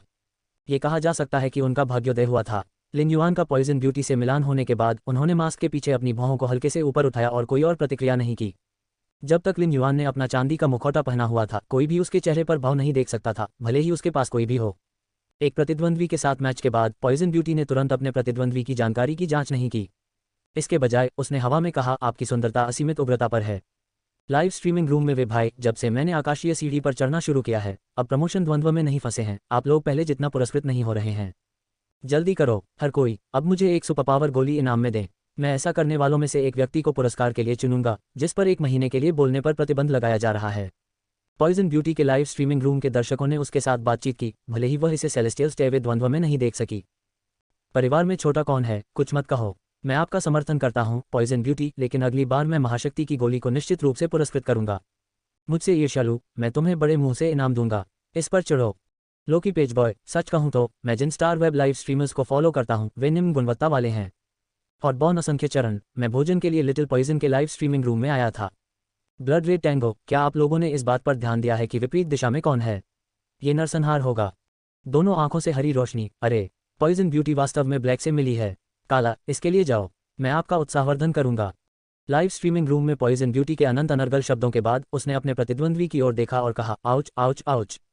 पॉइजन ब्यूटी ने बहुत ही अजीब लहजे में कहा, इसमें बहुत सारी अनकही कहानियां हैं।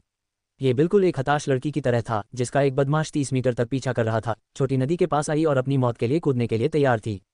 लेकिन उस पल ऐसा लगा जैसे उसे एहसास हुआ कि बदमाश गायब हो गया है और उसे एहसास हुआ कि उस नदी में असीमित मात्रा में सोने के सिक्के थे। वह 10% डरी हुई थी, 20% अपने दांत पीस रही थी, 30% उत्साहित थी और 40% अधीर थी। पॉइजन ब्यूटी ने लिन युआन की ओर देखा और कहा, ब्लैक, मुझे उम्मीद नहीं थी कि तुम मुझे भूल नहीं पाओगे। आप मुझसे फिर इतनी जल्दी मिल रहे हैं। लिन युआन को लगा कि नकाब के पीछे उसका चेहरा फटने वाला है। उसे कोई अंदाजा नहीं था कि पॉइजन ब्यूटी किस बारे में बात कर रही थी और यह अजीब क्यों लग रहा था। आखिर आंटी की यह अभिव्यक्ति क्या है? मुझे ऐसा क्यों लग रहा है कि वह किसी को खा जाएगी। जल्द ही उसकी कलाइयों पर लगे कफलिंग से एम्बर बटन के आकार की एक चीज़ जमीन पर गिर गई। ये बिना किसी लहर के रेत में बदल गया और नीचे जमीन में समा गया। सभी का ध्यान ब्लैक के चेहरे पर चांदी के मुखौटे पर था, इसलिए उनमें से किसी ने भी इस दृश्य पर ध्यान नहीं दिया। एम्बर बटन के आकार की सोर्स सैंड ने गुप्त रूप से रेत बनाना शुरू कर दिया था। जब पॉइजन ब्यूटी ने बोलना समाप्त किया तो तुरंत उसके लाइव स्ट्रीमिंग रूम में टिप्पणियों की बाढ़ आ गई। 2000 के बाद जन्मे बूढ़े आदमी, आह, मैं लिटिल पॉइजन की लाइव स्ट्रीमिंग देख रहा हूं और वास्तव में मैंने ब्लैक के साथ उसका द्वंद्व देखा है। उनके पास किस प्रकार की दिव्य नियति है। सॉफ्ट डायमंड, उपरोक्त टिप्पणीकार, क्या आप एक सीपी को एक साथ रखने की कोशिश कर रहे हैं? तुम एक क्रूर व्यक्ति हो। छाया, अरे क्या आंटी जहर उसे खाने वाली हैं? 3 वर्षीय जी, जहर सौंदर्य बहुत आक्रामक है, मैं इसे बर्दाश्त नहीं कर सकता। मैं उससे ऑफलाइन मिलना चाहता हूँ। वह मुझसे ऐसे चिढ़ाने वाले शब्द क्यों नहीं कहती? ट्रैवर्स और क्रेविस, क्या आप उसके दागी टोट द्वारा पेट में निगल जाना चाहते हैं? तुम्हारी उससे मिलने की हिम्मत कैसे हुई? आपकी आंखों में गिरना, एक क्लिक दया पर शासन करने के लिए और एक क्लिक निराशा को दफनाने के लिए। सहर सौंदर्य, पूर्वज शांति की इच्छा से दंडित होने की प्रतीक्षा करें। छोटा छात्र डरा हुआ है, अरे सहर सौंदर्य, हमारे काले को छोड़ दो। हम पुरुष मामा प्रशंसक इस पीड़ा को बर्दाश्त नहीं कर सकते। मैं नाराज हूँ। अगर यह कहा जाए कि सभी द्वंद्ववादियों को सेलेस्टियल स्टेवे पर बहुत अधिक ध्यान मिला, तो वीडियो लाइब्रेरी में लिन युआन के वीडियो की संख्या ने निस्संदेह उनके ध्यान की भारी मात्रा को कम कर दिया था। ये कहा जा सकता है कि उसने उन कुछ दिव्य सीढ़ी द्वंद्वों को आसानी से जीत लिया था और वे बिल्कुल भी रोमांचक नहीं थे। हालांकि सेलेस्टियल स्टेवे वीडियो लाइब्रेरी में ब्लैक की लोकप्रियता बहुत अधिक थी। किसी भी किशोर प्रशंसक और मामा प्रशंसकों ने इसे देखने के लिए बार बार भुगतान किया और लोकप्रियता हासिल की। कई माँ प्रशंसकों के लिए धन्यवाद। लिन युआन का सेलेस्टियल 0 स्टार से 1 स्टार तक का मुकाबला वीडियो सेलेस्टियल स्टेवे वीडियो लाइब्रेरी पर शीर्ष 10 सबसे लोकप्रिय तक पहुंच गया था। हालांकि एक रोटेशन था, उनमें से अधिकांश रेडियंस 100 सीक्वेंस के सदस्यों और सेलेस्टियल स्टेवे हॉल के विशेषज्ञों के द्वंद्व वीडियो पर हावी थे। ब्लैक की इंस्टाकिल जीत द्वंद्व वीडियो ऐसी रैंकिंग पर सामने आया था। ये बिना किसी संदेह के बहुत अचानक हुआ था। NOVALBIN सामान्य ज्ञान के आधार पर केवल उस प्रकार का द्वंद्व वीडियो जो एक संकीर्ण जीत के साथ समान रूप से मेल खाता था, बार बार देखने और सीखने लायक था। सेलेस्टियल सीडी विशेषज्ञ के द्वंद्व वीडियो को देखना सस्ता नहीं था, क्योंकि हर बार देखने पर एक बार भुगतान करना पड़ता था। इसे खरीदने और बार बार देखने के लिए पैसे देने जैसी कोई बात नहीं थी। इससे ब्लैक के प्रशंसकों की युद्ध शक्ति भी काफ़ी हद तक साबित हुई। इसके आधार पर यह देखना पर्याप्त था कि ब्लैक स्टार वेब पर कितना लोकप्रिय था। लिन युआन ने पहले जिन विरोधियों से मुकाबला किया था वे मेजबान नहीं थे, इसलिए वे तुरंत द्वंद्व पर ध्यान आकर्षित नहीं कर सके। हालांकि द्वंद्व समाप्त होने के तुरंत बाद सेलेस्टियल स्टेवे वीडियो लाइब्रेरी में वीडियो को सिंक्रोनाइज किया गया था। इससे प्रशंसकों को, जो प्रतिदिन ब्लैक के द्वंद्व युद्ध वीडियो देख रहे थे, पता चला कि ब्लैक इस समय पागलपन से सेलेस्टियल स्टेवे द्वंद्व कर रहा था और उसने लगातार 4 द्वंद्व जीते थे। ब्लैक के सेलेस्टियल स्टेवे वीडियो लाइब्रेरी में उन 4 द्वंद्व वीडियो को देखकर उनके प्रशंसकों की आंखें चमक उठीं। उनके लिए सबसे रोमांचक बात स्टार वेब पर ब्लैक की जोड़ी को न देखना था। यह उस फी को देखने का मौका था जिसे ब्लैक ने अपने पिछले स्टार वेब युगल में कभी इस्तेमाल नहीं किया था, जिसके बारे में अफवाह थी कि वह बजरी में हेरफेर करने में सक्षम था। रिपोर्ट अध्याय टिप्पणियां, संपर्क करें, टॉस साइट मैप दान करें, मेनू दिखाओ, उपन्यास बिन, उपन्यास फे इवोल्यूशन मचेंट। अध्याय 359, स्थानीय मृत्यु का विलोम शब्द क्या है? फे इवोल्यूशन मचेंट। C359, स्थानीय मृत्यु का विलोम शब्द क्या है? प्लेवलूम रात के 12 बजे, रात के 12:44 ट्रूविट फुल स्क्रीन। NOVALBIN। अध्याय 359, स्थानीय मृत्यु का विलोम शब्द क्या है? यदि किसी व्यक्ति के बारे में कोई चीज़ अतिरिक्त ध्यान आकर्षित कर सकती है तो वह निस्संदेह उनकी ताकत, पहचान, प्रसिद्धि, धन और दृश्यता है। चाहे वह कोई भी हो, ये किसी के प्रति अत्यधिक शक्तिशाली आकर्षण पैदा कर सकता है। लेकिन ऐसी चीज़ों के आकर्षण को कुछ आकर्षण के सामने पीछे हटना पड़ा। यह आकर्षक चीज़ जिसकी लोग मदद नहीं कर सकते थे लेकिन अन्वेषण करना चाहते थे, वह निस्संदेह रहस्यमयता की भावना थी जिसे ब्लैक लगातार दिखा रहा था। एक वीर युवा जिसने पहले अपनी जीत किले के कारण स्टार वेब पर सनसनी मचा दी थी, उसने वास्तव में अपने सबसे मजबूत प्रतिद्वंद्वी का उपयोग किए बिना ही ऐसा द्वंद्व रिकॉर्ड हासिल किया था। इसके अलावा कोई भी निश्चित नहीं हो सका कि रेत में हेराफेरी करने वाला ये शैतान ब्लैक का सबसे शक्तिशाली कुत्ता था। स्टार वेब पर समाचार तेजी से फैल गया। दोपहर के समय की तो बात ही छोड़िए जब बहुत सारे लोग थे। इसलिए जब ब्लैक का सामना पॉइजन ब्यूटी से हुआ तो ये खबर तुरंत उसके लाइव स्ट्रीमिंग रूम से फैल गई। ब्लैक के बहुत सारे प्रशंसक पॉइजन ब्यूटी के लाइव स्ट्रीमिंग रूम में गए, जिससे यह अपनी पिछली सीमा को तोड़कर एक नए नंबर पर पहुंच गया। दरअसल ये कहना वाजिब था कि भले ही स्टार वेब पर खबर तेजी से फैली हो, लेकिन इतनी तेजी से नहीं फैलनी चाहिए थी।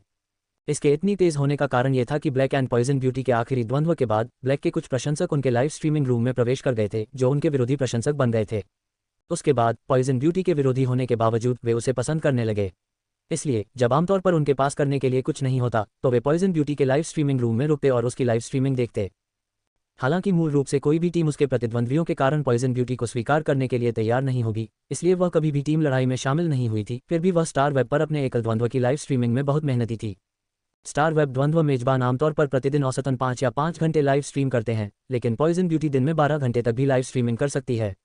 इसके अलावा पॉइजन ब्यूटी एक कलाकार की तरह लाइव स्ट्रीमिंग में अपना काम कर रही थी। समय समय पर वह गुस्से में लाइव स्ट्रीमिंग रूम में दर्शकों को डांटती थी और यहां तक कि लापरवाही से उन्हें बोलने से भी रोक देती थी। पॉइजन ब्यूटी के शीर्ष योगदानकर्ता प्रशंसक ने सैकड़ों हजारों रेडियंस डॉलर का इनाम दिया था, यह उम्मीद करते हुए कि वह अपने द्वंद्व को तोड़ सकती है। हालांकि उनसे कुछ ऐसे सवाल पूछने के बाद जिन्हें उन्होंने मंदबुद्धि समझा, उन्होंने वास्तव में गुस्से में शीर्ष योगदान देने वाले प्रशंसक को डांटा। सभी प्रकार के कार्यों ने उसे और अधिक घृणित और लोकप्रिय बना दिया। हालांकि उनकी पिछली लाइव स्ट्रीमिंग काफी आनंददायक थी और कुछ पुराने प्रशंसक उन्हें देखना पसंद करते थे, लेकिन लाइव स्ट्रीमिंग रूम में उनकी हरकतें निश्चित रूप से अब जितनी प्रभावशाली नहीं थीं। पॉइजन ब्यूटी ने ऐसा इसलिए किया था क्योंकि लिन युआन के साथ अपने पिछले द्वंद्व के दौरान उसने कुछ अनर्गल शब्द कहे थे और ब्लैक के प्रशंसकों की नज़र उस पर थी। पहले तो वह थोड़ी व्यथित थी, लेकिन कुछ दिनों बाद उसे अचानक पता चला कि घृणास्पद होने के कारण उसे अधिक ध्यान मिला है और वह लोकप्रिय भी हो गई है। इसके बाद पॉइजन ब्यूटी ने अपने स्वभाव को उजागर किया, बिल्कुल एक जंगली घोड़े की तरह जो लगाम से बाहर है और ईमानदारी की राह पर कभी नहीं लौटता। जैसे ही लिन युआन ने पॉइजन ब्यूटी की आंटी को अपना रास्ता मिल गया अभिव्यक्ति को देखा, वह भूल गया कि कैसे बोलना है। कोई उससे बात कर रहा था और यह वह प्रतिद्वंद्वी था जिसका उसने पहले सामना किया था, इसलिए लिन युआन को उसका स्वागत करना चाहिए। हालांकि उसे नहीं पता था कि आंटी पॉइजन ने जो कहा था उससे कैसे सीखा जाए। जब पॉइजन ब्यूटी ने देखा कि ब्लैक को उसकी कोई चिंता नहीं है तो वह बिल्कुल भी चिंतित और निराश नहीं हुई। अब उसे उम्मीद नहीं थी कि वह ब्लैक के साथ पहले की तरह बातचीत कर सकेगी, क्योंकि वह एक अभिनेत्री होने का सही अर्थ समझ चुकी थी। यदि एक अच्छी अभिनेत्री, जिसे पॉइजन ब्यूटी पहले समझती थी, को शानदार अभिनय कौशल की आवश्यकता थी और जब उसका प्रतिद्वंद्वी उसके साथ एक दृश्य में अभिनय कर रहा था तब उसे अपने अभिनय कौशल को पूरी तरह से उजागर करना था। अब उसे लगा कि एक सच्ची अभिनेत्री को खुद के साथ एक दृश्य में अभिनय करने में सक्षम होना चाहिए। अभिनय करते समय, यहाँ तक कि जब कोई व्यक्ति अकेले अभिनय कर रहा हो तब भी उसे अपने अभिनय कौशल की तुलना करने वाले दो लोगों की भावना पैदा करने में सक्षम होना पड़ता था। ऐसे अभिनेता को एक अच्छा अभिनेता कहा जा सकता है। बेहतर अभिनेताओं को ओपेरा मंडली के नाटक को स्वयं गाने में सक्षम होना चाहिए। पॉइजन ब्यूटी ने पिछली बार की तरह फिर से अपना हाथ उठाया और अपने साथियों को बुलाया। लिन युआन को एहसास हुआ कि ये फी अब भी वैसी ही थी जब उसने पहले उसके खिलाफ लड़ाई लड़ी थी। वह बिल्कुल भी नहीं सुधरी थी। यह अभी भी gold IX elite illusory mist western jackdaw, gold 7 flawless poison weaving dark spider, silver IX elite carrion parasol mushroom और silver IX elite tainted toad था। अपने पालतू जानवरों को बुलाने और संरचना को स्पष्ट रूप से फैलाने के बाद पॉइजन ब्यूटी ने कहा, ब्लैक, मुझे पता है कि तुमने मुझे याद किया। अन्यथा जब मैं किसी से मेल खा रहा था तो आप मुझसे मेल नहीं खाते। ब्लैक, मुझे जल्दी बताओ कि क्या तुम भी मेरे लाइव स्ट्रीमिंग रूम में शामिल हो गए हो और छिपकर मुझे देख रहे हो। उसने ये सब अपनी ओर अधिक ध्यान आकर्षित करने और ब्लैक के कुछ प्रशंसकों को आकर्षित करने के लिए कहा। जब उस पर ध्यान दिया गया तभी वह अधिक पैसा कमा सकी। इस अवधि के दौरान poison beauty poison weaving dark spider की गुणवत्ता में सुधार करने के लिए कड़ी मेहनत कर रही थी। वह अपने स्वयं के प्रयासों से अपने gold 7 flawless poison weaving dark spider को गोल्ड 7 एपिक में बढ़ाना चाहती थी और उसने लगभग पैसे बचा लिए थे। जैसे ही पॉइजन ब्यूटी ने ऐसे शब्द कहे, उसके लाइव स्ट्रीमिंग रूम में मौजूद दर्शक क्रोधित हो गए। जब लिन युआन ने पॉइजन ब्यूटी के शब्द सुने तो उसके मुंह के कोने कांपने लगे। उन्होंने असहाय होकर उत्तर दिया, आंशिक मृत्यु का विलोम शब्द क्या है? लिन युआन ने पॉइजन ब्यूटी को प्रतिक्रिया देने के लिए पर्याप्त समय नहीं दिया। पॉइजन ब्यूटी के लाइव स्ट्रीमिंग रूम में दर्शकों ने केवल एक युवा की सुखद, स्पष्ट आवाज़ सुनी। उनकी गहरी और आकर्षक आवाज़ लोगों को काफ़ी देर तक पीछे मुड़कर देखने पर मजबूर कर देती थी। हालांकि ब्लैक के प्रशंसक उसके लाइव स्ट्रीमिंग रूम में पॉइजन ब्यूटी की निंदा कर रहे थे, लेकिन वहां मौजूद दर्शक, विशेषकर ब्लैक की मां के प्रशंसक, उत्साहित हो गए। ऐसा इसलिए था क्योंकि ब्लैक ने स्टार वेब की वीडियो लाइब्रेरी में अपने किसी भी वीडियो में कभी एक शब्द भी नहीं बोला था। ऐसा कहा गया था कि ब्लैक एंड पॉइजन ब्यूटी के द्वंद्व के दौरान उन्होंने उसके साथ मौखिक संचार भी किया था। हालांकि वह द्वंद्व वीडियो लाइब्रेरी में रिकॉर्ड नहीं किया गया था।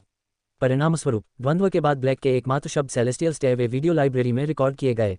इसे स्टार वेब पर ब्लैक की एकमात्र ऑडियो सामग्री माना जाना चाहिए। रिपोर्ट अध्याय टिप्पणियाँ। संपर्क करें टॉस साइट मैप दान करें। मेनू दिखाओ। उपन्यास बिन उपन्यास फे एवोल्यूशन मचेंट। अध्याय 360 सब अच्छा। फे एवोल्यूशन मचेंट सी 360 सब बढ़िया।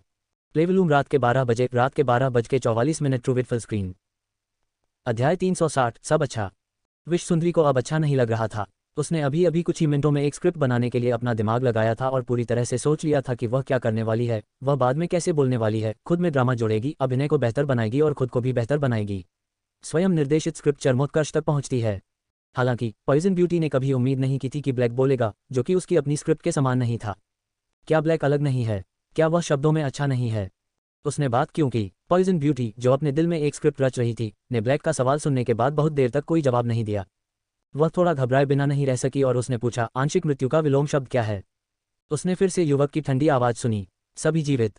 लेकिन उसके बाद पॉइजन ब्यूटी का हिंसक स्वभाव तुरंत सामने आ गया। क्या मेरा मजाक उड़ाया गया है? उसने केवल महसूस किया कि उसके दांत कड़े हो गए हैं और इससे राहत पाने के लिए उसे एक अच्छे काटने की ज़रूरत है। पॉइजन ब्यूटी, जो बहुत लंबे समय तक स्टार वेब होस्ट रही थी, अपने लाइव स्ट्रीमिंग रूम में दर्शकों की प्रतिक्रियाओं के बारे में पूरी तरह से सोच सकती थी। हालांकि वह एक अनुभवी अभिनेत्री महसूस करती थी कि उसका अपमान किया गया है, वह यह भी जानती थी कि ऐसी स्थिति उसके लाइव स्ट्रीमिंग रूम के लिए फायदेमंद थी। ये पूरी तरह से लोकप्रियता की एक बड़ी लहर ला सकता है। ब्लैक के साथ पिछले द्वंद्व की लोकप्रियता पिछले लगभग 2 महीनों में गायब हो गई थी। अब फिर से ब्लैक का सामना करने से निस्संदेह उसके लाइव स्ट्रीमिंग रूम में लोकप्रियता की एक और लहर आएगी और उसे अपनी पिछली लोकप्रियता का पूर्वाभास भी हो सकता है। इस बार ब्लैक उनकी लोकप्रियता में और भी अधिक वृद्धि लाएगा। पॉइजन ब्यूटी सोच रही थी कि अगर उसमें अभिनेत्री के गुण नहीं होते तो शायद वह खुशी से काम उठती। ऐसा इसलिए था क्योंकि वह जानती थी कि ब्लैक से दोबारा मिलना दूसरी बार से बिल्कुल अलग था। जब पिछली बार मेरा मुकाबला ब्लैक से हुआ था तो ये केवल सेलेस्टियल स्टेवे प्रमोशन द्वंद्व में था, इसलिए इसे सेलेस्टियल स्टेवे वीडियो लाइब्रेरी में संग्रहित नहीं किया गया था। लेकिन अब ये द्वंद्व निस्संदेह वहीं रखा जाएगा। ब्लैक की लोकप्रियता को देखते हुए यदि उनके पुरुष महाप्रशंसक इस वीडियो को स्टार वेब वीडियो लाइब्रेरी के शीर्ष 10 सबसे लोकप्रिय में लाते हैं, तो क्या यह मेरे शीर्ष 10 में प्रवेश करने के समान नहीं होगा? चाहे मैं जीतूं या हारूं, मेरे पास यह मौका सिर्फ इसलिए रहेगा क्योंकि मैं ब्लैक से मेल खाता हूं। लिन युआन वहां खड़ा था, gold I fantasy I source sand को रेत बनाने का आदेश दे रहा था। तभी पॉइजन ब्यूटी ने कहा, ब्लैक, पिछली बार ऐसा इसलिए था क्योंकि मैं आपके घातक प्रहार से बच नहीं पाया था। इस बार मैं इतना लापरवाह नहीं होऊंगा। हम 5 मिनट बाद शुरू क्यों नहीं करते? यदि आप एक विशेषज्ञ हैं तो हमारे सामने आने से पहले मेरे तैयार होने तक प्रतीक्षा करें। पॉइजन ब्यूटी की बातें सुनकर लिन युआन को केवल यही लगा कि वह पागल थी। स्टार वेब युगल कोई बच्चों का खेल नहीं था। हार और जीत के बीच यह आसान लग सकता है, लेकिन वास्तव में ये सोची समझी योजना का नतीजा था। ये बिल्कुल वैसा ही था जैसे पॉइजन ब्यूटी ने आखिरी द्वंद्व के दौरान समय की देरी करने के लिए इतना कुछ कहा था ताकि उसके दुश्मन अपनी संरचना फैला सकें। लिन युआन ने आखिरी द्वंद्व में कोई कदम नहीं उठाया था, लेकिन हमले पर लौटने से पहले पॉइजन ब्यूटी के ऐसा करने का इंतजार किया। उस समय महत्वपूर्ण क्षण में पॉइजन ब्यूटी को नियंत्रित करने के लिए भूमिगत रूप से बड़ी मात्रा में बजरी बनाने के लिए उन्हें सोर्स सैंड की आवश्यकता थी।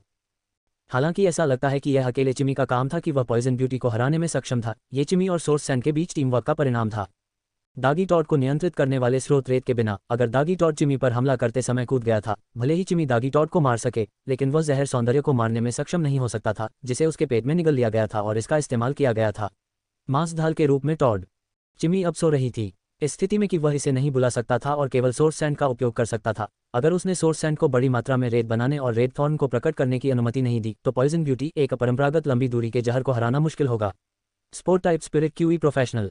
यदि यह एक सामान्य द्वंद्व होता तो लिन युआन ने उसी क्षण हमला कर दिया होता जब उसके प्रतिद्वंद्वी ने अपने विरोधियों को बुलाया और द्वंद्व को जल्दी समाप्त कर दिया होता।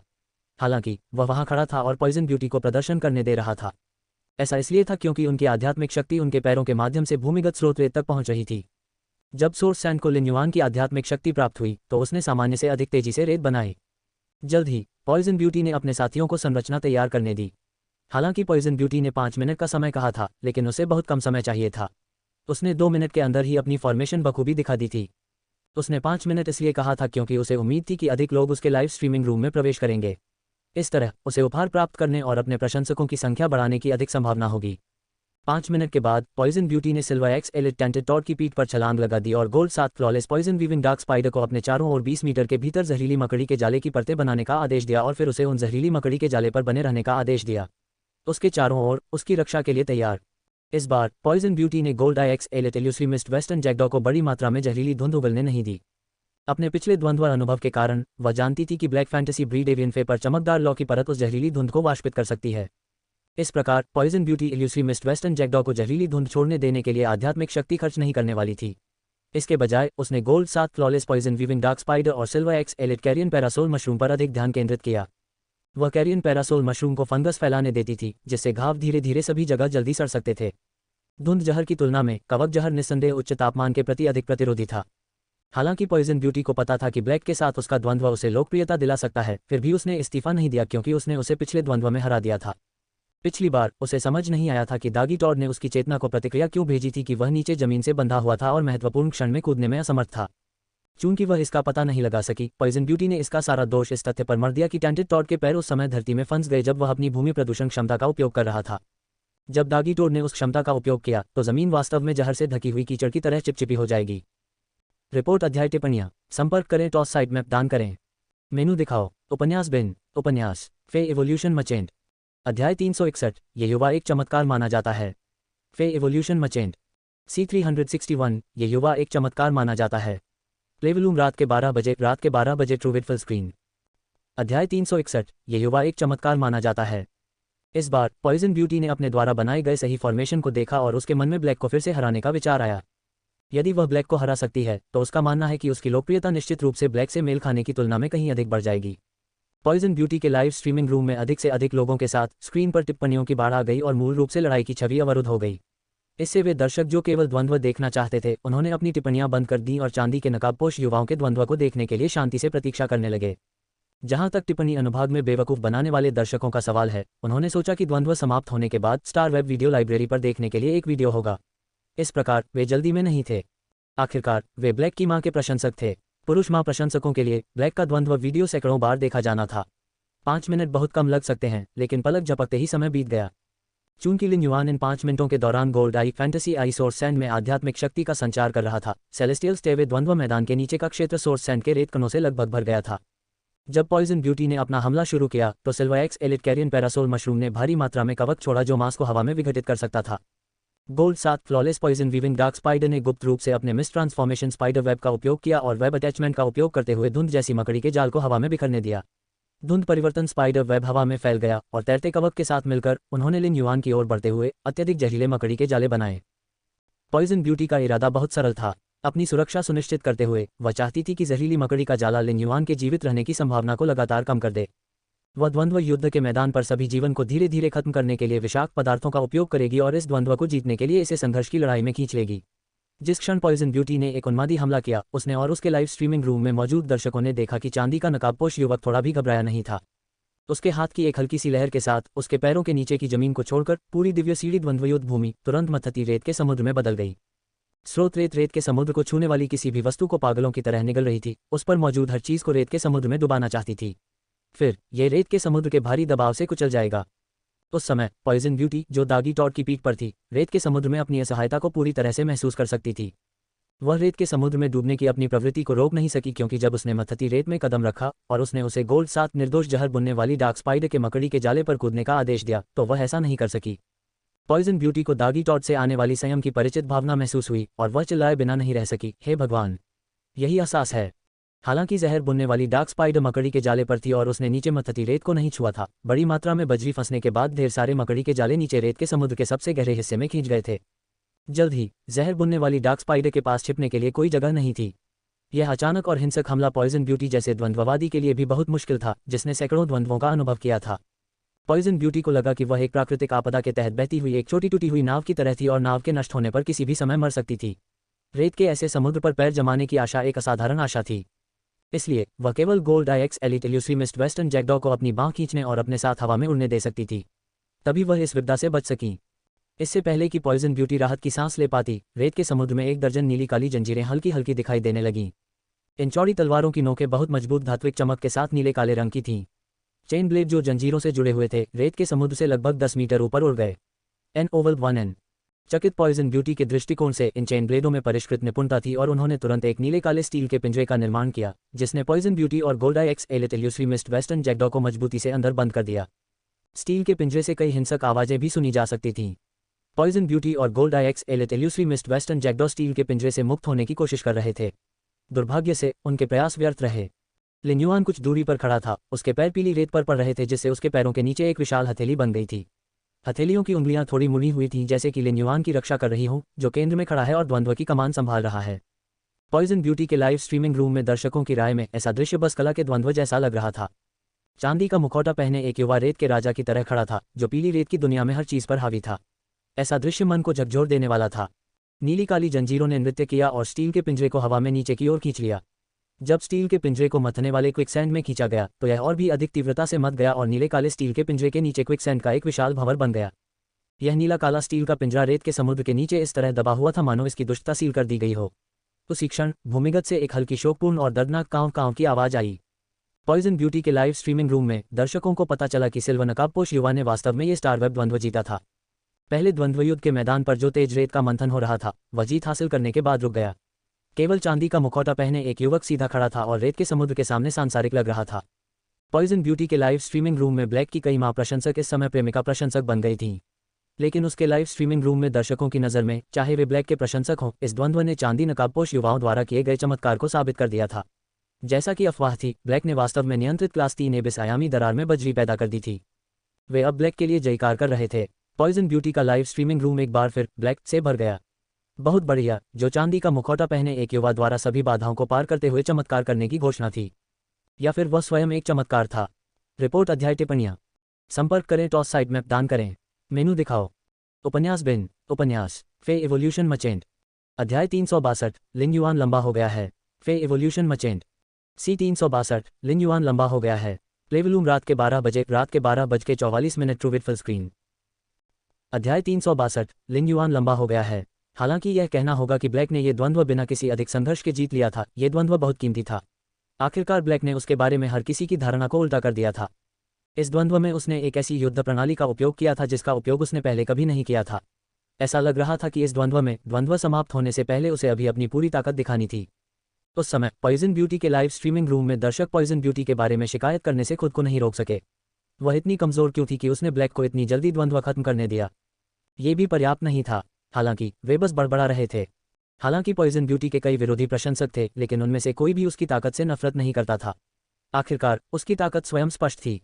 पॉइजन ब्यूटी की ताकत इस तथ्य में कभी नहीं थी कि उसके पास 2 जहर प्रकार के फीस थे, gold I X elite elusive mist western jackdaw और gold 7 flawless poison weaving dark spider.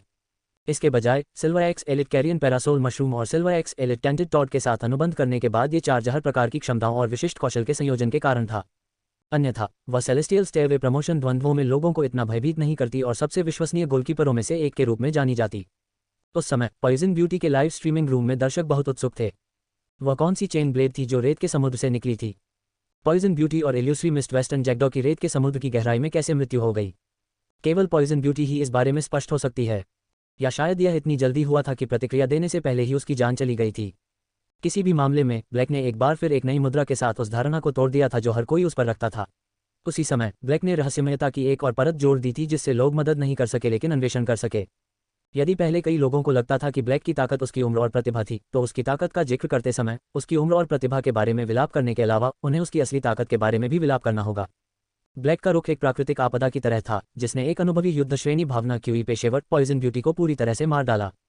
इस बिंदु से ब्लैक की युद्ध क्षमता को सोने के मानक से अधिक देखा जा सकता है।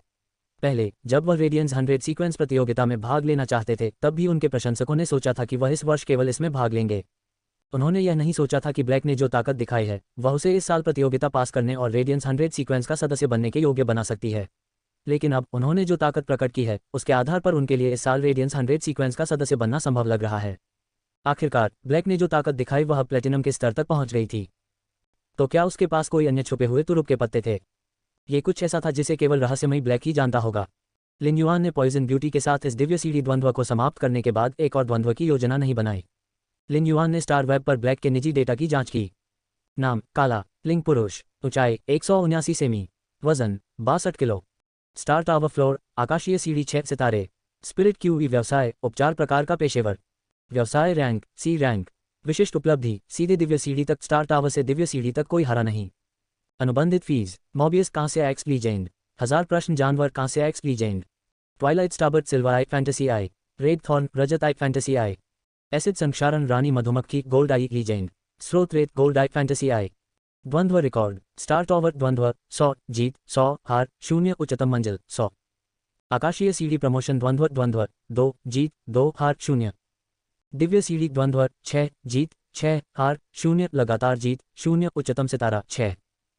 लिन युआन ने देखा कि उसकी celestial step star rating celestial 1 star से बदलकर सेलेस्टियल 6 स्टार हो गई है। लगातार 5 द्वंद्वों का अनुभव करने के बाद लिन युआन के लिए कुछ भी मुश्किल नहीं था। एकमात्र जिसे कठिन माना जा सकता था वह था पॉइजन ब्यूटी के साथ अभी हुआ द्वंद्व। यदि उसने उसे तैयारी के लिए इतना समय नहीं दिया होता और सोर्स सैंड ने अपना गठन नहीं फैलाया होता तो लिन युआन को उसे हराने के लिए बहुत प्रयास करने की आवश्यकता होती। हालांकि पॉइजन ब्यूटी का समय रोकने का प्रयास लिन युआन को तैयारी के लिए समय देने के लिए भी हुआ था। अपनी प्रोफाइल को देखते हुए लिन युआन को अचानक ये जानकर आश्चर्य हुआ कि यह लगभग एक नया साल था। वह पिछले कुछ दिनों में 1 सेंटीमीटर लंबा 178 सेमी से 179 सेमी तक बढ़ने में कामयाब रहे थे। वह 500 ग्राम भारी भी था। इस खोज ने लिन युआन को आश्चर्यचकित कर दिया क्योंकि वह ऐसा व्यक्ति था जो 180 सेमी तक बढ़ना चाहता था। उसी समय लिन युआन ने तियान निंगनिंग का संदेश देखा। तियान निंगनिंग, गॉड ब्लैक, आप बहुत प्रभावशाली हैं। आपका मौलिक स्रोत प्रकार का जीवन रूप वास्तव में बहुत शक्तिशाली है। उसके संदेश को देखकर वह अपनी आंखें झपकाए बिना नहीं रह सका। वह गॉड ब्लैक कहलाने का जोखिम नहीं उठा सकता था। काला, बस मुझे काला कहो। जब तियान निंगनिंग ने ब्लैक का उत्तर देखा तो उसे किसी तरह युवावस्था का एहसास हुआ। वह बिल्कुल एक शर्मीले युवक की तरह था जिसे तारीफ मिली थी। जब तियान निंगनिंग ने लिन युआन के मौलिक स्रोत प्रकार के जीवन रूप को याद किया तो उसने एक प्रश्न भेजा। तियान निंगनिंग, गॉड ब्लैक, मुझे आश्चर्य है कि क्या आप मुझे उस मौलिक स्रोत प्रकार के जीवन रूप का ग्रेड बता सकते हैं जो बजरी में हेरफेर कर सकता है। जब लिन युआन ने तियान निंगनिंग का संदेश देखा तो वह मदद नहीं कर सका लेकिन सीधे देखने लगा कि उसने उसे कैसे संबोधित किया। हालांकि उन्होंने जवाब देने में संकोच नहीं किया। ब्लैक, गोल्ड आई, फैंटेसी आई। लिन युआन ने महसूस किया कि उन्हें अपने स्रोत प्रकार के स्रोत रेत के ग्रेड को छिपाने की आवश्यकता नहीं है। वह जानता था कि भले ही उसने तियान निंगनिंग को नहीं बताया फिर भी विद्वान उस समय इसका पता लगा लेंगे। इसके बजाय बेहतर होगा कि उनके एक्सक्लूसिव रिपोर्टर इसका खुलकर खुलासा करें। उसका उत्तर देखने के बाद वह बहुत खुश हुई और गुप्त रूप से उसकी ताकत से चौंक गई। कुछ देर बातचीत करने के बाद तियान निंगनिंग ने लिन युआन से पूछा कि 5 स्टार वेब द्वंद्व रिकॉर्ड के बारे में क्या लिखना है। लिन युआन ने एक संक्षिप्त उत्तर दिया और स्टार वेब को लॉग ऑफ कर दिया। उसने अपने कमरे में दर्पण में देखा कि क्या वह सचमुच 1 सेंटीमीटर लंबा हो गया है। कुछ देर देखने के बाद उसने आह भरी। वह बस यह नहीं देख सका कि वह 1 सेंटीमीटर लंबा हो गया है या नहीं। उन्हें यह भी नहीं पता था कि उनका वजन 500 ग्राम कैसे बढ़ गया। उसी समय लिन युआन के दरवाजे पर दस्तक हुई। उसने दरवाज़ा खोला और देखा कि लियू जी चमकती हुई आत्माओं में खड़ी थी। ये देखकर उन्होंने मुस्कुराते हुए कहा, बिग ब्रदर लियू, क्या विकास के कोकून ने अपना परजीवी पूरा कर लिया है। जब लियू जी ने यह सुना तो उनकी आंखें चमक उठीं।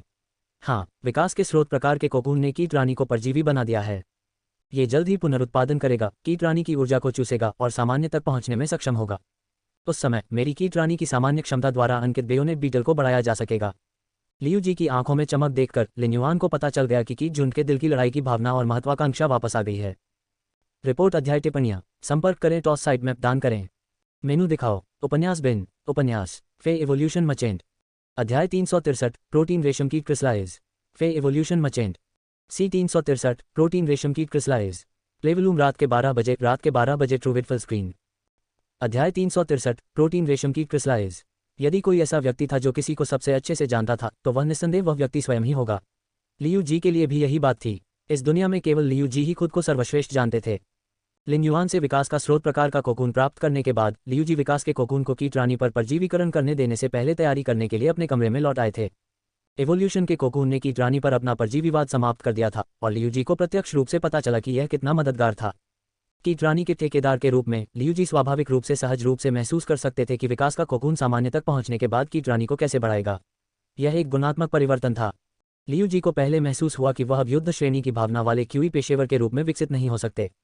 चूंकि उनकी रणनीति का मूल बेयोनेट बीटल की युद्ध शक्ति थी, जब तक वह धीरे धीरे कीट रानी को विकास के कोकून को उसके ग्रेड और गुणवत्ता को बढ़ाने के लिए ऊर्जा प्रदान करने देते थे, जो उनकी प्रत्येक इकाई मात्रात्मक परिवर्तन से गुजरने से पहले गुणात्मक रूप से बदल जाती थी। विकास के कोकून के बड़े होने के बाद फिर ताकत में सुधार से तेजी से वृद्धि की प्रवृत्ति दिखाई देगी।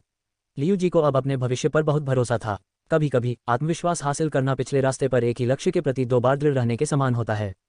जबकि लिन युआन लियू जी के लिए खुश था, उसने थोड़ा सोचा और कहा, बिग ब्रदर लियू, मैं अगले कुछ दिनों में आपके लिए कुछ प्रोटीन रेशम कीट क्रिस्टलाइज लेकर आऊंगा। कीट रानी को ढेर सारा प्रोटीन रेशम कीट क्रिस्टल्स खिलाना एवोल्यूशन के कोकून के ग्रेड और गुणवत्ता को बढ़ाने के लिए बहुत उपयोगी है। जब लिन युआन ने पहले विकास के कोकून को देखने के लिए ट्रू डेटा का उपयोग किया था तो उन्होंने पाया कि यद्यपि यह एसिड संक्षारण रानी मधुमक्खी की तरह एक परजीवी स्रोत प्रकार का जीवन रूप था, यह अपने विकास में रेड थॉर्न के समान था। NOVALBIN। एवोल्यूशन का कोकून एक माइसेलियम स्रोत प्रकार का जीवन रूप था जो अपने ग्रेड और गुणवत्ता को बढ़ाने के लिए केवल मेजबान के शरीर से ऊर्जा को अवशोषित कर सकता था। ऊर्जा की आवश्यकता के अलावा माइसेलियम के प्रजनन और विभाजन के लिए बहुत सारे कीट प्रोटीन की भी आवश्यकता होती है। प्रोटीन रेशम कीट क्रिसलिस एक प्रकार का अपेक्षाकृत सामान्य आध्यात्मिक घटक था। अपने समृद्ध कीट प्रोटीन के कारण यह एक पसंदीदा कीट प्रजाति का जीव था। चूंकि अधिकांश कीट प्रजाति के जीव सीपियां उगाएंगे, कुछ स्पिरिट क्यूई पेशेवर महत्वपूर्ण अवधि के दौरान उनके विकास में मदद करने के लिए कीट प्रजाति के जीवों को कुछ प्रोटीन रेशम कीट क्रिसलिस खिलाएंगे। ये कहा जा सकता है कि प्रोटीन रेशम कीट क्रिसलिस कीट रानी के विकास के लिए फायदेमंद थे। भले ही प्रोटीन रेशम कीट क्रिसलिस एक अपेक्षाकृत सामान्य आध्यात्मिक घटक था, लियू जी की अनुबंधित कीट रानी एक प्लेटिनम फैंटेसी नस्ल स्रोत प्रकार का जीवन रूप था जो ऊर्जा के मामले में हीरे के स्तर तक पहुंच गया था। इसलिए कीट रानी द्वारा उपभोग किए गए प्रोटीन रेशम कीट क्रिसलिस को कम से कम सोने तक पहुंचना चाहिए ताकि कीट रानी और उस पर परजीवी विकास के कोकून पर स्पष्ट प्रभाव डाला जा सके। लिन युआन की राय में सबसे उपयुक्त प्रोटीन रेशम कीट क्रिसलिस को वास्तव में लियू जी की कीट रानी में ऊर्जा स्तर के साथ निर्धारित किया जाना चाहिए। यदि कीट रानी डायमंड प्रोटीन रेशम कीट क्रिसलाइज खा सकती है तो दो स्रोत प्रकार के जीवन रूपों को सबसे बड़ा लाभ होगा। हालांकि प्लेटिनम प्रोटीन रेशम कीट क्रिसलाइज खाने के कई फायदे थे, फिर भी वे डायमंड प्रोटीन रेशम कीट क्रिसलाइज की तुलना में समान स्तर पर नहीं थे। इसके अलावा डायमंड प्रोटीन रेशम कीट क्रिसलाइज समय के साथ खाने पर कीट रानी की गुणवत्ता को भी बढ़ा सकता है। ये स्थिति बिल्कुल स्पिरिट ड्राइंग इच्थियोसौर ब्लैकी की तरह थी, जो अपने शरीर में ड्रैगन प्रजाति के रक्त प्रवाह को उत्तेजित करने के लिए बटरफ्लाई शेल फूलों का सेवन करता था। इसे सिर्फ 1 या 2 बार खाने से ज़्यादा असर नहीं होगा। यदि इसे एक निश्चित अवधि तक खाया जा सके तो वृद्धि बहुत स्पष्ट होगी। विकास के कोकून के बिना लिन युआन कीट रानी को उस तरह से नहीं बढ़ा सकता था जिस तरह से वह अन्य फे को बढ़ाता था। जब लिन युआन ने स्पिरिट क्यूई क्रिस्टल के साथ अन्य फे को बढ़ाया तो वह कोकून ऑफ इवोल्यूशन के ग्रेड और गुणवत्ता को भी बढ़ा देगा। लेकिन इससे कोई फर्क नहीं पड़ा। यदि वह कीट रानी को डायमंड प्रोटीन रेशम कीट क्रिसलिस खिला सकता है तो यह उसके ग्रेड और गुणवत्ता दोनों को बढ़ाने के लिए एक पत्थर से 2 पक्षियों को मारने का एक उत्कृष्ट तरीका होगा। हालांकि डायमंड प्रोटीन रेशम कीट क्रिसलिस अमूल्य नहीं थे, फिर भी वे बहुत महंगे थे। यही कारण है कि क्यूई पेशेवरों की भावना जितनी मजबूत थी, संसाधन उतने ही कम थे। लिन युआन, मैं कीट रानी को गोल्ड प्रोटीन रेशम कीट क्रिसलिस खिला रहा हूं। इस दर के आधार पर विकास का कोकून माइसेलियम के जुर्मुट से सामान्य स्रोत प्रकार के जीवन रूप में सफलतापूर्वक विकसित हो सकता है। लिन युआन ने अपना हाथ लहराया और उत्तर दिया, बिग ब्रदर लियू, मैं देखूंगा कि क्या मुझे अगले कुछ दिनों में कुछ उच्च श्रेणी के प्रोटीन रेशम कीट क्रिसलिस मिल सकते हैं। लियू जी के बोलने से पहले लिन युआन ने कहा, इस बार हम विकास के इस कोकून की खोज के साथ कीट रानी से अधिक संभावनाएं देख पाएंगे। बिग ब्रदर लियू, हालांकि आप अन्य फे को अनुबंधित नहीं कर सकते हैं, लेकिन जरूरी नहीं कि विकास के कोकून की तरह केवल एक ही स्रोत प्रकार का जीवन रूप हो। विकास के कोकून के समान कार्यों वाले स्रोत प्रकार के जीवन रूप अभी भी भविष्य में कई स्रोत प्रकार की वस्तुओं को इकट्ठा करने की प्रक्रिया में पाए जा सकते हैं। लियू जी वास्तव में प्रोटीन रेशम कीट क्रिसलिस को खोजने में लिन युआन की मदद से इनकार करना चाहते थे। वह अपने प्रयासों से उन्हें अपने लिए खरीदने के लिए पैसे कमा सकता था और चूंकि वह स्वतंत्र रहने का आदी था, इसलिए उसने अवचेतन रूप से लिन युआन की मदद से इनकार कर दिया। लेकिन लिन युआन की बातें सुनने के बाद लियू जी ने दोबारा मना करने के बारे में नहीं सोचा। हालांकि लियू जी ने अपना धन्यवाद नहीं कहा था, लेकिन उनके दिल में अवर्णनीय कृतज्ञता थी। 3 बार मुक्ति ने उनके जीवन को रोशन कर दिया था और वह सर्वोच्च अनुग्रह था। लेकिन अब न केवल 3 बार मुक्ति मिली, बल्कि सामने वाला ये युवा उसे आगे देखने का अधिकार भी दे रहा था। लियू जी को लगा कि वास्तव में उसके पास उसे वापस देने के लिए कुछ भी नहीं है। एकमात्र चीज़ जो वह कर सकता था वह थी मजबूत बनना और अपनी सुरक्षा के लिए अपने जीवन का उपयोग करना। लियू जी ने लिन युआन की ओर देखा और कहने से पहले दृढ़ता से सिर हिलाया, ठीक है, मैं रेडियंस 100 सीक्वेंस में फिर से शामिल हो गया हूं, इसलिए मैं गिल्ड एलायंस में जा सकता हूं और गिल्ड क्लब स्थापित करने के लिए आवेदन कर सकता हूं। अगर मैं जाऊंगा तो ऑडिट कराने की कोई ज़रूरत नहीं है, यह उसी दिन किया जा सकता है। मैं इसे एक क्षण में पूरा करने जाऊंगा। लियू जी वास्तव में इसी चीज़ के लिए लिन युआन के पास आए थे। रिपोर्ट अध्याय टिप्पणियाँ, संपर्क करें, टॉस साइड मैप दान करें, मेनू दिखाओ, उपन्यास बिन, उपन्यास फे इवोल्यूशन मचेंट, अध्याय 364, प्रतिभाशाली, जाओ अतिथि को बुलाओ, फे इवोल्यूशन मचेंट, सी 364, प्रतिभाशाली, जाओ अतिथि को लाओ, प्लेवलूम, रात के 12 बजे, रात के 12:44 ट्रू विद फुल स्क्रीन। अध्याय 364, प्रतिभाशाली, जाओ अतिथि को बुलाओ। लियू जी की बातें सुनकर लिन युआन की आंखें चमक उठीं। बड़े भाई लियू, चूंकि आप आज गिल्ड क्लब की स्थापना के लिए आवेदन करने के लिए गिल्ड एलायंस में जा रहे हैं, मैं अंकल हु को कुछ दिनों में हवेली के पीछे खाली जमीन पर गिल्ड क्लब का आधार बनाने के लिए किसी को ढूंढने के लिए कहूंगा। उद्धरण चिन्ह। कुछ दिनों में लिन युआन हुक्वान को अनुबंध के लिए कांस्य X legend wood weaving house centipede देगा। उस समय वह कक्षा 5 का स्पिरिट क्राफ्ट्समैन बन सकता था। हालांकि हुक्वान अब क्लास 5 स्पिरिट क्राफ्ट्समैन के स्तर पर था, लेकिन ये रेडियंस फेडरेशन द्वारा मान्यता प्राप्त क्लास 5 स्पिरिट क्राफ्ट्समैन होने से पूरी तरह से अलग था। जब वह क्लास 5 स्पिरिट क्राफ्ट्समैन बन गया, जो रेडियंस फेडरेशन में शीर्ष लाइफस्टाइल क्लास स्पिरिट क्यूई पेशेवरों में से एक था, तो वह स्वाभाविक रूप से class 5 lifestyle class spirit QE पेशेवरों के संपर्क में आया। उस समय ये लिन युआन के लिए कक्षा 5 स्पिरिट क्यूई पेशेवरों के एक समूह के संसाधनों में हुक्वान को शामिल करने के समान होगा। कक्षा 5 के स्पिरिट शिल्पकार हुक्वान के साथ अगर लिन युआन बाद में in class 5 lifestyle class spirit QE पेशेवरों को ढूंढना चाहेगा तो ये बहुत अधिक सुविधाजनक होगा। लियू जी ने लिन युआन की ओर देखा और गंभीरता से कहा, यंग मास्टर, हमारे गिल्ड क्लब का नाम क्या है? जब लिन युआन ने सुना कि लियू जी ने उसे कैसे संबोधित किया है तो उसने अपनी भौहें थोड़ी ऊपर उठाईं। हालांकि लियू जी आमतौर पर उनके पिछले अनुरोध के कारण उन्हें उनके नाम से बुलाते थे, लेकिन महत्वपूर्ण क्षण आने पर लियू जी हमेशा लिन युआन को यंग मास्टर कहकर संबोधित करते थे। लिन युआन ने वास्तव में गिल्ड क्लब के नाम के बारे में नहीं सोचा था। हालांकि चूंकि वह एक गिल्ड क्लब स्थापित करने और गिल्ड एलायंस के इस टूर्नामेंट में भाग लेने जा रहा था, इसलिए गिल्ड क्लब का लक्ष्य चैंपियन बनना तय था। उस स्थिति में उसे तैरते बादलों के बारे में चिंता नहीं करनी चाहिए जो दृश्य को अवरुद्ध कर रहे हैं, क्योंकि जहां मैं खड़ा हूं वह पहाड़ की सबसे ऊंची चोटी पर है। आकाश का सबसे ऊंचा स्तर गुंबद था। आकाश का शीर्ष सबसे ऊंचा माना जाता है, इसलिए हमारे गिल्ड क्लब का नाम डोम कहा जाएगा। जब लियू जी ने लिन युआन को डोम कहते हुए सुना तो ऐसा लगा मानो उसे लिन युआन के दिल का एक शानदार कोना महसूस हुआ। इसने अकेले ही लियू जी को गर्व से भर दिया था। वह अपने हृदय में कहने से न रह सका, आकाश की चोटी, आकाश की चोटी, आकाश की चोटी। ये कितनी विस्मयकारी वीरतापूर्ण भावना थी। लिन युआन के कमरे से निकलने के बाद लियू जी ने बहुत देर तक अपने हाथों को कसकर मुट्ठियों में बंद रखा। लियू जी के जाने के बाद लिन युआन ने दर्पण में देखा और अपने सिर के पिछले हिस्से को छुआ, थोड़ा भ्रमित महसूस किया। लंबाई बढ़ना एक खुशी की बात थी। वह जाहिर तौर पर 1 सेंटीमीटर लंबा हो गया था, लेकिन उसे देख नहीं पा रहा था, इसलिए उसे बहुत बुरा लग रहा था। जहां तक डायमंड प्रोटीन रेशम की क्रिस्टल्स का सवाल है, उन्हें प्राप्त करने का उनके लिए सबसे आसान तरीका रेडियंस डॉलर की एक बड़ी राशि खर्च करना और उन्हें बाजार से खरीदना था। जो वस्तुएं बाजार से खरीदी जा सकती थीं, उन्हें एक मायने में दुर्लभ नहीं माना जाता था, चाहे वे कितनी भी महंगी क्यों न हो। यही कारण था कि लिन युआन ने डायमंड प्रोटीन रेशम की क्रिस्टल्स के बदले फ्लावर ब्रोकेड मोतियों का उपयोग करने के बारे में नहीं सोचा था। डायमंड प्रोटीन रेशम की क्रिस्टल्स बाजार में प्रसारित हुए क्योंकि वे एक प्रकार के कीट प्रजाति के जीव थे जो साल में 5 बार अपना खोल छोड़ते थे। इस आध्यात्मिक घटक को प्राप्त करना अपेक्षाकृत आसान था, इसके बदले में दुर्लभ संसाधनों का उपयोग करना एक मूर्खतापूर्ण बात थी। भले ही लिन युआन को इन नुकसानों की परवाह नहीं थी, वह अपने गुट के निर्माण और इसे विकसित करने के दृष्टिकोण से भी ऐसा नहीं करेंगे। यदि वह एक गुट विकसित करना चाहता था तो उसे सब कुछ व्यवस्थित तरीके से करना होगा और सभी संसाधनों की सबसे उचित तैनाती और एकीकरण करना होगा। इस तरह वह अनंत भंडार जमा कर सका। लियू जी अब रेडियंस 100 सीक्वेंस #30 थे और रेडियंस सेक्रेड हॉल ने इस समाचार की घोषणा की थी। इससे कई प्रशंसक, जो तब से उनका अनुसरण कर रहे थे जब उन्होंने रेडियंस 100 सीक्वेंस में प्रवेश किया था, आंसू बहाए। हवेली के लोगों के अलावा जो लियू जी के लिए खुश थे, बायहाओ और वांग फैन उसके लिए सबसे ज्यादा खुश थे। वे रेडियंस 100 और ए लेवल गिल्ड क्लब की मुख्य टीम के सदस्य थे। हालांकि बायहाओ और वांग फैन को पहले से ही पता था कि लियू जी रेडियंस 100 सीक्वेंस में लौटने वाले थे, लेकिन जब उन्होंने रेडियंस सेक्रेड हॉल में उनकी वापसी देखी तो वास्तव में उनके आंसू अनियंत्रित रूप से निकल पड़े। बहते गर्म आंसू उनकी वर्षों की दोस्ती का सबूत थे, इसलिए बायहाओ और वांग फैन बाद के दिनों में मुस्कुराहट से भरे हुए थे। हालांकि प्रतियोगिता के दूसरे दिन स्टार वेब पत्रकारों ने प्रस्तुत किया था कि वे लियू जी के प्रतिद्वंद्वी का मजाक उड़ा रहे थे। इससे वे काफी नाराज हुए।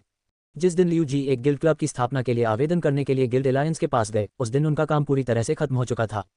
ये रेडियंस फेडरेशन में सीक्वेंस के विशेषाधिकार को साबित करने के लिए पर्याप्त था। हालांकि लियू जी ने गिल्ड एलायंस को गिल्ड क्लब का प्रचार करने देने का विकल्प नहीं चुना। कोलकाता, पटरकाबी कमाटे कैना, स्पीकर टैमी ट्रिमारा। इसके बजाय उन्होंने सार्वजनिक घोषणा करने से पहले लिन युआन के इस साल के रेडियंस 100 सीक्वेंस में प्रतिस्पर्धा करने और सीक्वेंस सदस्य बनने तक इंतजार करने का इरादा किया।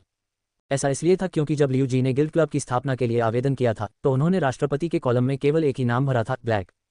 पिछले कुछ दिनों में लिन युआन ने ब्लाइंड ट्रेड पद्धति के माध्यम से सिल्वर फ्लड ड्रैगन एसेंस रक्त की 170 बूंदों के बदले 10 फूल ब्रोकेड मोती का उपयोग किया था। इस फसल से उसे बहुत असंतोष महसूस हुआ। हालांकि सिल्वर फ्लड ड्रैगन प्रजाति फीस का सार रक्त दुर्लभ था, लेकिन ये बहुत उपयोगी नहीं था।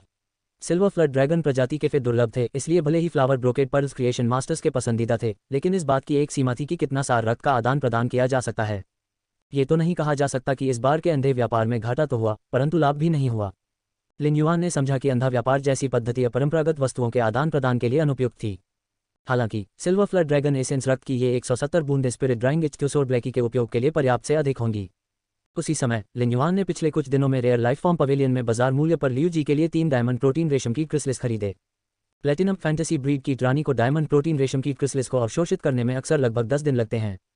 ये 3 डायमंड प्रोटीन रेशम की क्रिस्टल्स लियू जी के लिए 1 महीने तक उपयोग करने के लिए पर्याप्त थे।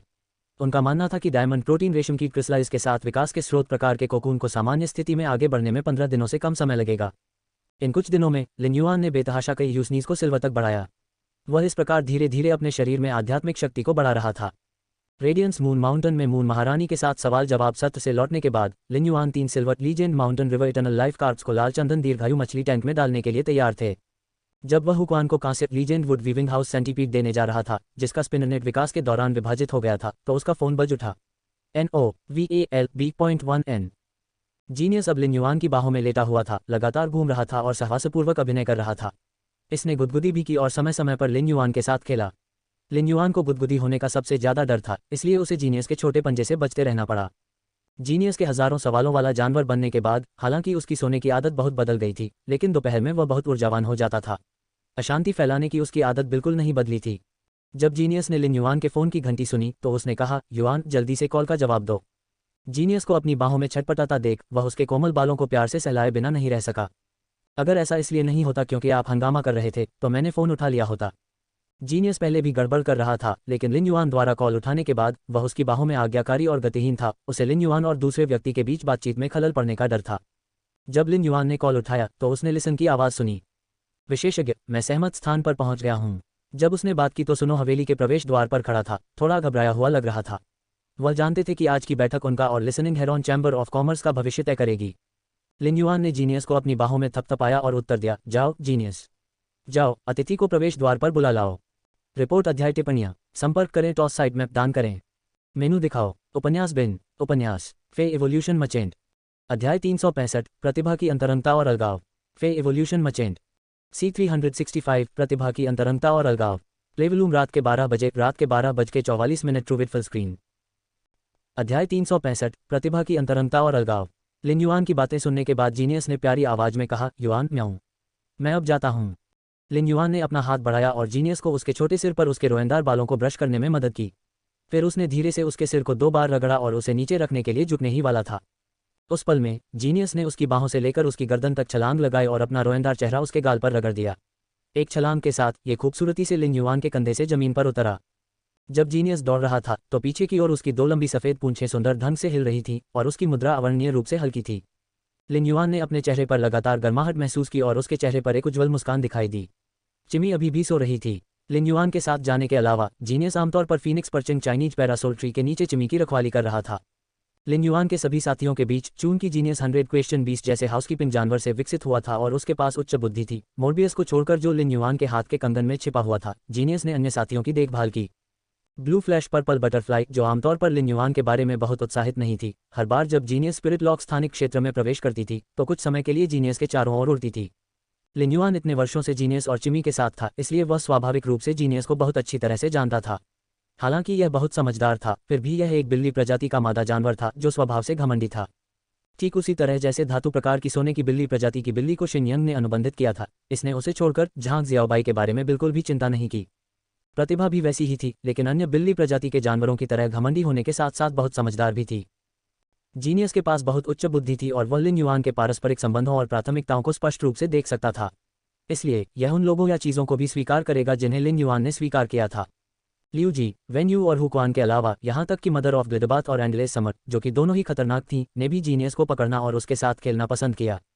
लेकिन कुछ असंबद्ध लोगों का सामना करते समय जीनियस बिल्ली प्रजाति के जानवरों की उदासीनता और लालित्य को बरकरार रख सकता था। उदाहरण के लिए, इस समय हालांकि लिसन, जो हवेली के प्रवेश द्वार पर खड़ा था, उच्च बुद्धि वाला था, वह पारस्परिक संबंधों को संभालने में अच्छा था। लेकिन जितनी देर वह हवेली के प्रवेश द्वार पर खड़ा रहा, उसे उतनी ही अधिक घबराहट महसूस हुई। ठीक इसी समय आसमान में अंधेरा हो रहा था, लेकिन दूर की चीजें अभी भी स्पष्ट रूप से देखी जा सकती थीं। सुनने पर पता चला कि शाही राजधानी स्पष्ट रूप से सर्दियों की शुरुआत में थी, लेकिन उसके सामने की हवेली का आंतरिक भाग गर्मियों की तरह ही हरा भरा था और साथ ही बांस की हल्की सुगंध भी दे रही थी। इसे अक्सर कहा जाता था कि लोग बांस के बिना नहीं रह सकते। बांस की फैली हुई खुशबू लिसन की नाक तक पहुंच गई। बांस की सुगंध से व्यक्ति को शांत रहना चाहिए, लेकिन इसने उसे और अधिक परेशान कर दिया। उसी क्षण लिसन को एक प्यारी लेकिन विनम्र आवाज सुनाई दी। फार्मे हवेली से लौटने पर आपका स्वागत है, मेरे पीछे आओ अंदर। इस आवाज को सुनने के बाद लिसन ने काफी देर तक खोजा, लेकिन बाद में पता चला कि यह आवाज एक शुद्ध सफेद बिल्ली की थी।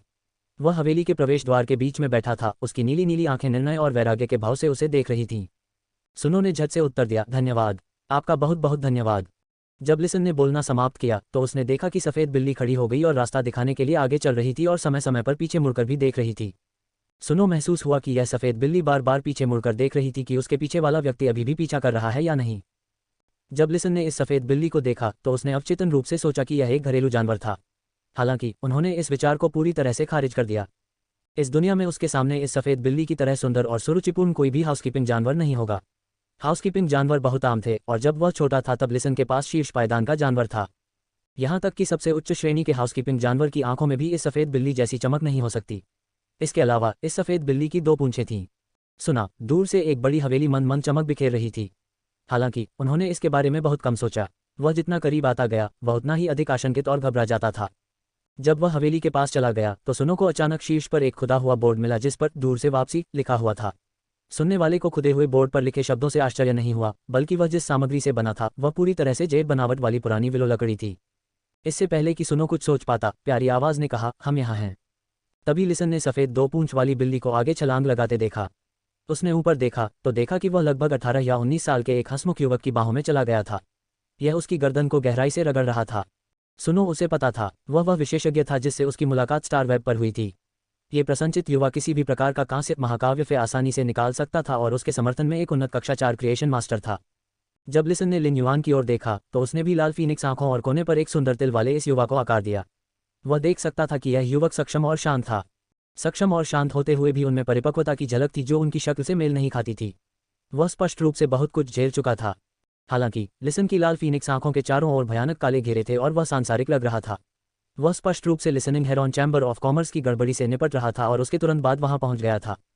लिन युआन थोड़ा मुस्कुराया और कहा, अंदर बैठो। फिर उसने पहल की और पानी वाले गेंडे के चमड़े के सोफे पर बैठ गया और अपने और सुनने दोनों के लिए एक कप डालने से पहले मेज पर रखी थरी ट्रेजर ली। जब लिन युआन अंदर चला गया और साज सज्जा को उजागर किया तो लिसन, जो उसके पीछे था, पूरी तरह से अवाक रह गया। यदि लिसन ने इस दृश्य को किसी अन्य समय देखा होता तो उसने सोचा होता कि वह अपनी थकान और चिंता के कारण भटक रहा है या अनुमान लगाता है कि क्या यह हवेली जो जेड बनावट वाली लकड़ी से सजी हुई और जेड बनावट वाली चमक बिखेरती हुई लगती है उसकी नकल की जा सकती है साधारण जेड बनावट वाले पत्थर। लेकिन चमक का हृदय पर शांत प्रभाव पड़ा और लकड़ी की उस अनोखी बनावट ने सुन लिया कि सब कुछ वास्तविक था। भले ही लिसन के पास उच्च भावनात्मक बुद्धिमत्ता थी, फिर भी वह एक पल के लिए ठिठक गया। जब वह होश में लौटा तो उसने पाया कि वह हंसमुख युवक वहां बैठा था, 2 कप गर्म चाय डाल रहा था और शांति से उसकी ओर देख रहा था।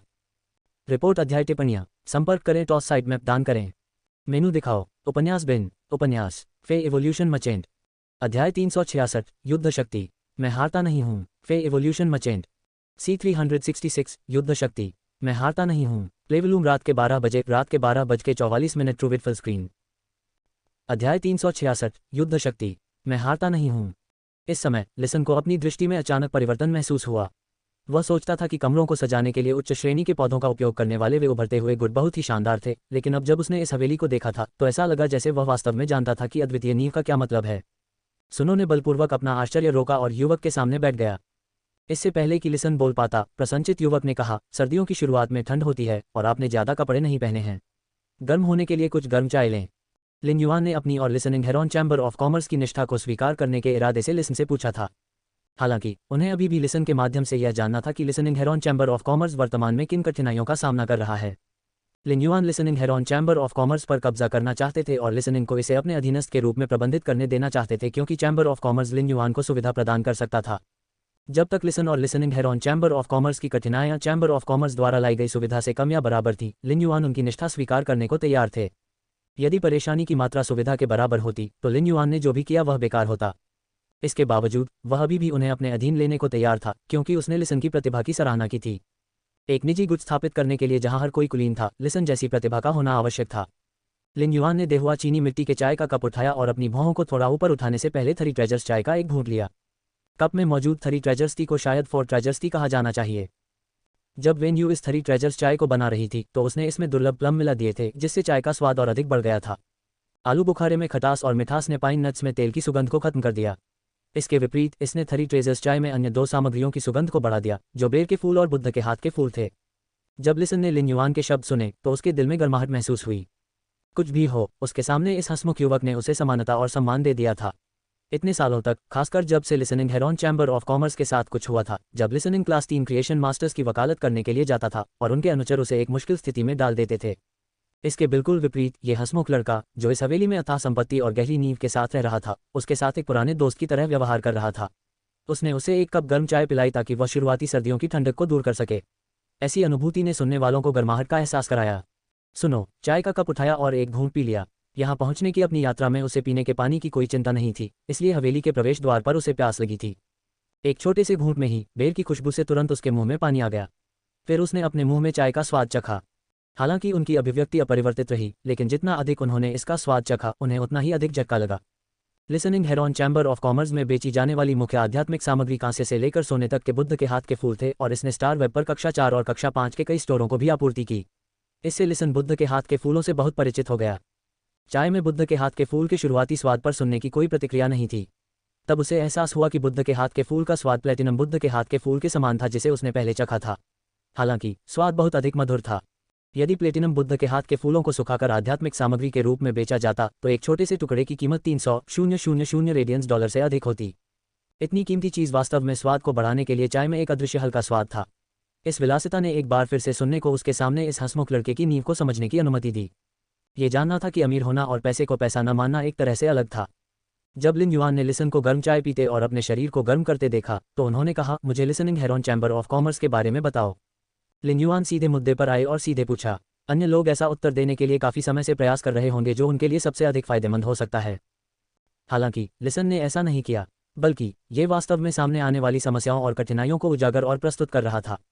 लिसन ने listening heron chamber of commerce के फायदों के बारे में विस्तार से नहीं बताया। वह जानता था कि उसके सामने इस युवा को कोई महत्व नहीं दिया गया था, इसलिए उसने इसके सामने आने वाली कठिनाइयों पर ध्यान केंद्रित किया। लिन युआन ने लिसन की बातें सुनी, जबकि उसकी उंगलियां पूरी तरह से जेड बनावट वाली मेज पर धीरे से थपथपा रही थी, जिससे एक उथली ध्वनि निकल रही थी। लिसन द्वारा परिचय समाप्त करने के बाद वह अब पहले की तरह नर्वस और चिंतित नहीं था। उसने इस युवा के सामने सब कुछ रख दिया था, इसलिए वह जानता था कि उसे केवल इस युवा के फैसले का इंतजार करने की जरूरत है। जब लिसन अभी अभी हवेली पहुंचा था तो वह बहुत घबराया हुआ और हैरान था। इस प्रकार वह कठोरता से चल रहा था। अब जब उसे आराम मिला तो उसने मेज पर रखा चाय का कप उठाया और एक घूंट पी लिया। फिर जब लिसन ने पलट कर देखा तो उसे एक अजीब सा दृश्य दिखाई दिया जो इस दुनिया का नहीं था।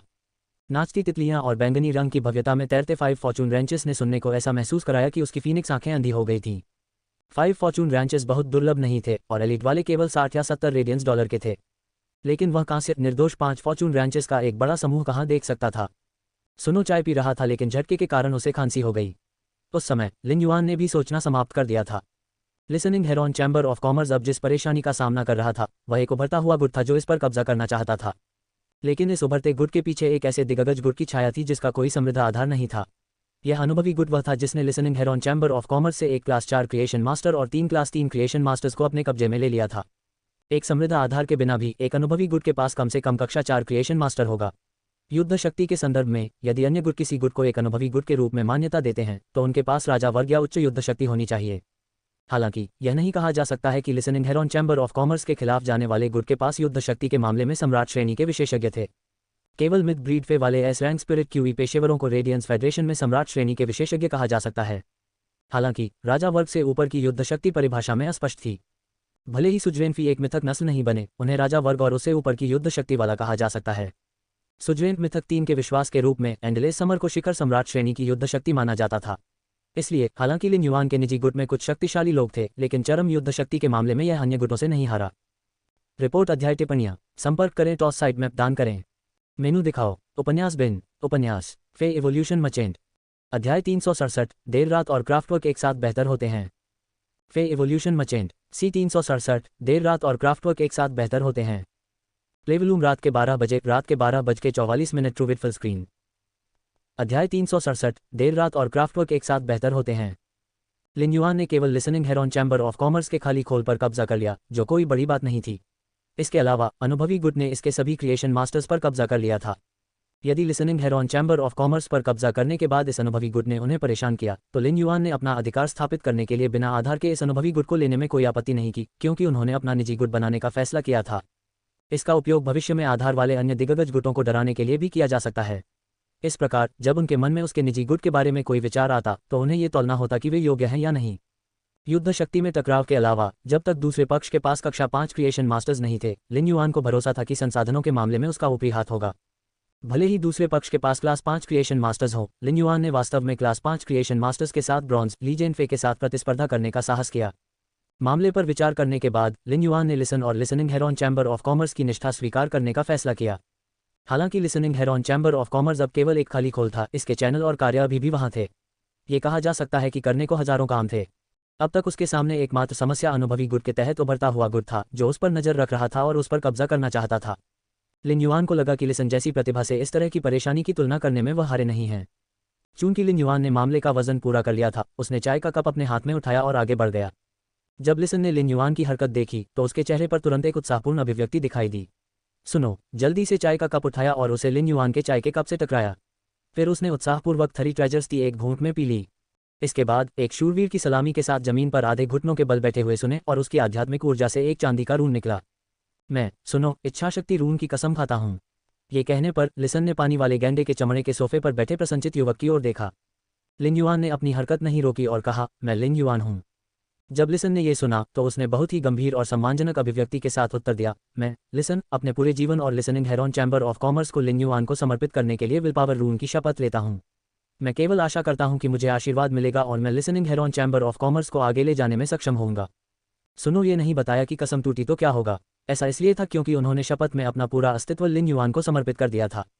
लिन युआन विल पावर रून पर लिसन के नियंत्रण से वंचित कर सकता है और उसे एक ही विचार से स्वर्ग और पृथ्वी की इच्छा से खारिज कर सकता है।